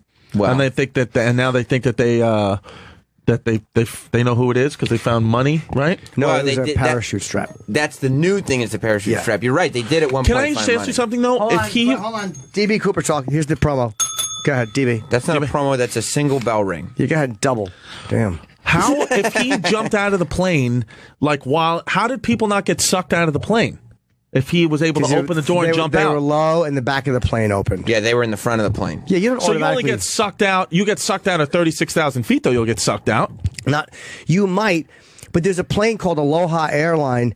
There's a picture of it online where the roof partially ripped off. What? Mid-flight. In the mid 80s, and one flight attendant was sucked out over the Pacific because she was standing. But look at the flight when it landed. They tell you got to sit. That's how that flight was when it landed. A big piece. And everybody survived. All survived except the flight attendant. And these people were 30,000 feet, and the fucking roof got ripped off. Landing like a fucking Jeep Wrangler. Look at these people on the end. We can't. How fucking scary is that when Holy shit. you're literally there's not even a wall next to you. The wall got ripped off. They burned the plane down. 3 people can do Michael Caine. That's actually a great Michael Caine. Thank you, buddy. Yeah, that was really, really good. What the fuck? Yeah. Yeah, aloha. Boy, they could have found a friendlier hello. It didn't work at all.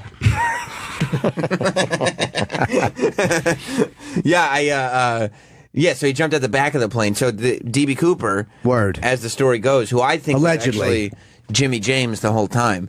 D.B. Cooper, he's on this plane. He's got bombs. You know, he says he's got bombs on him. Right. So he hijacks the plane. Yeah. And he says to communicate with the people down below, we're going to land this plane. I will release some of the hostages. Right. You will give me whatever it was. Moolah. Okay, I think it was $200,000. Then I will fly back up in the plane and I will escape with the money. And I need $200,000 in a briefcase and 3 parachutes. And so they give him the money. They give him the parachutes. He allows people to leave the plane, not the captain, obviously, and not some of the other passengers. They take back off. He picks one of the parachutes. He takes his briefcase. He has them open the back of the plane. And he jumps out the plane with the briefcase, never to be seen again. With a parachute. With his parachute. Yeah, he picks one of the parachutes. He puts it on. Why, when they landed with him, why didn't they just have like a tactical squad shoot him? And because he probably had he said he had a gun or a bomb on him, and there's people on the plane. And it was also times. it was also a long. Now he would have just got sniped. No, oh my God! I don't know. Maybe. But again, back then they didn't have any history of airliners blowing up. Well, think about it too. If it's 2017, like if somebody tries to do that, if somebody tries to, if somebody tries to do that on a plane, like somebody's going to get out of their seat and like try to take the plane down because they think it's 9/11 again. Right. You know what I mean? So nobody's doing that anymore. Nobody's doing They that. didn't know he was going to jump. He had them lower the thing, and they don't know where he jumped. Somewhere over the Pacific Northwest. They don't know where. And years later, they did find a bunch of the money, which was they had the Bills numbers logged. Right. So it was some of D.B. Cooper's money. And I guess some of it must have fallen out. Right. As he was falling. Maybe the fucking thing opened. Or he just fell on some mountains and died, and then the money that could was have just there, happened too. But no clothing was ever found. But they've always suspected it was this one guy who is actually still alive. And they found recently some nylon from the parachute, right? Which they say now they're going to do DNA testing. They had done DNA testing on a tie because there were certain things in the tie. They said only certain metals would have caused this fiber, so they thought it might have been a Boeing engineer. Like there's all kinds of. Yeah, I love D.B. Cooper specials. I watch all of them because he didn't hurt anybody. He just took the money and jumped. Yeah, and he was and it worked. He was never seen again. If they found out it was him, would he now have to spend the rest of his life in jail? Probably. You know, it's 45 years. I don't know what they would do to this old guy. He might have to go to jail. They would have to do something, but he's such a legend, and nobody got hurt. I don't know what they do to him. Maybe they would put him in jail for skyjacking. I don't know. I mean, he's a Kid Rock lyric, okay? He's the man. He's 73. Robert Rackstraw, that's the guy they think did it. He says no. But people on their deathbed have confessed. Families are going, I think my father was the guy. There's all these false leads. Right. It's going to be DNA that solves it. They will eventually solve it. So they'd look at, like, people who have some kind of military history because they know how to parachute. Right. And people who... Yeah, from a low altitude. Right. And people who came into money kind of out of nowhere. Like, there are all these, like, stories of people who think it was somebody in their family because right around the same time in 1971, their weird uncle came into money and all of a sudden bought a house. And they were like, where'd you get money for a house? He's like, don't worry about it. $200,000, which again is nothing today. I had a guy call I think I told this story before. I had a guy call my night show like a year ago, and he was insistent, because they gave it to him all in $20 bills, the $200,000. Right. This guy called the show. He was insistent that everybody knows D.B. Cooper is on the West Coast. He opened 3 bars. One of them, you remember what the name was, Troy? Of the bar? Yeah. Wasn't it D.B. Cooper? It was D.B. Cooper's, yes. Oh. One of them was called D.B. Cooper's, and he said that everybody knows it's actually him because he charges $20 for the drinks, and that's how he circulates his $20 bills, so they're all over the place. And I said, if the drinks are $20, why would he give you back $20? Right. And I had a 25-minute conversation with this person who could not fathom why that was an appropriate question and would not dignify it with a response. And the weird part of that is he'd still have the 20s. He would have put a lot of that in the bank and probably put some of the money on the bars like that, 3 bars. Well, they were saying that he couldn't put it in the bank because of the tracking numbers. So you have to move it. You have to spread it around. If anybody goes to the bank with all those tracking numbers, they're going to know that's D.B. Cooper. So he's got to open a bar called D.B. Cooper's, and then give everybody $20 bills when they order their $20 drinks. Now, I think that's how they open the door. Chris in Arizona, either he knew how to do it or he had them do it, and then just fly with the door open. I mean, it was the back of the plane. I think it was an old 707. Am I correct? You could leave from the back of the plane. Yeah, like whenever you see military jumps, they jump out the bottom of the plane lowers. That's very common. And it on those wasn't older planes. it wasn't an emergency. It wasn't an emergency exit in the back of the plane. It was literally like one of those old planes where there's an exit in the back and there's like stairs that come down. What kind was it? A 727 or a 707? It was one of those two. What kind of plane was it, Troy? Look up the kind of plane. Pilot Norton. Apparently, you and John Travolta have the same hobbies, asking all these airplane questions. Yeah, we do. Okay, that's cool, man. That's cool. Not the whole other thing you're thinking. I'm just talking about airplanes, bro. Oh, I don't fly. Oh, okay. Somebody has an important question here. Daddy will talk to you. Hold on, let Dad answer the phone. D.B. Cooper and the money he took. Hold on. Go ahead, Botch. What's up? What's up, Botch? Ball with the ball. Botch, what's up? Oh, hi, guys. Oh, hi. Hi, Botch. What's up, Botch? Hey, Jimmy, have you ever been to Vancouver? No, it's funny. Quick sickle here. What are you doing? I had a gig booked in Vancouver a really long time ago, but I rescheduled it because there was a problem. But I'm going to rebook Vancouver, Canada soon. Why is he? Cool, good, because I want to see you. Okay, thanks a lot. Also, hold Cheery ho. You need to step up your Instagram game, dude. Like, there's so much opportunity on Instagram, and you're sleeping on it. Like, you should be using the stories, man. Like the swipe up feature. You could sell so many tickets like that. Wait, do people actually look at the stories? Fuck yeah, dude. Hold on. I have like only 14,000 followers, and I get like 2,000 people. 2,000 people watching my stories. Like, okay, let me ask you a question. The stories they look at, do they look at the videos when you go live too? 100. I mean, dude, like 100% on the story. I mean, on the live as well. But okay, there's so much attention. Like, ever since Instagram took like the story function from Snapchat, they just completely basically ripped it off. There's so much not only attention on Instagram, but Instagram stories. They got filters. They got everything. So I can go. How do I do a story? See the camera on the top left corner? Hold on. You're on Instagram? Hold on, babe. Okay, Grandpa. Hold on, babe. Yeah, I see the camera. Yeah, I see it says Boomerang Live, normal. No stories. I'm out. No, just go. You just click the camera and then and then see that white button in the center? Yeah, it says normal. Right, okay. Wait, hold on. That doesn't apply to me. It's very funny. If you tap how much time we have left, Travis, by the way? Less than a minute. It's like going to my Boy, dad's Tef Dog is really fucking sleeping over there. No, actually, you got 2 minutes. All right, that's better. If you tap, if you tap the white button, Jim. All right, thank you. I'm going to let you go, Botch, because we're going to do this. Thank you, buddy. If you tap the white button, it takes a still shot.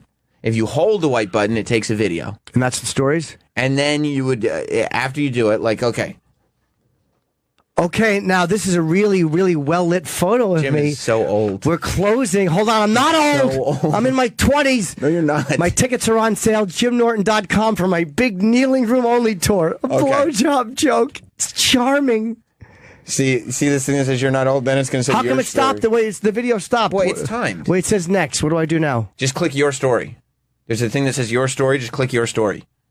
I did it. Ah, you pieces of garbage. Chris DiStefano, when are you going to be at whatever? August 31st. August 31st to September 2nd. Helium in Buffalo, New York. Sam today has his wrestling podcast 2 o'clock at Caroline's. By the way, I already see there's a picture from somebody that's already online at Caroline's, so people are already starting to show up. Get there on time. This is going to sell out or going to be full. And it'll be Saturday at 2 p.m. Eastern here on the channel if you want to hear the whole thing. JimNorton.com for my tickets. A lot of them are on sale today on the West Coast. A lot of them are on sale tomorrow morning. We are off tomorrow. And Go on now, get down there and lick my asshole.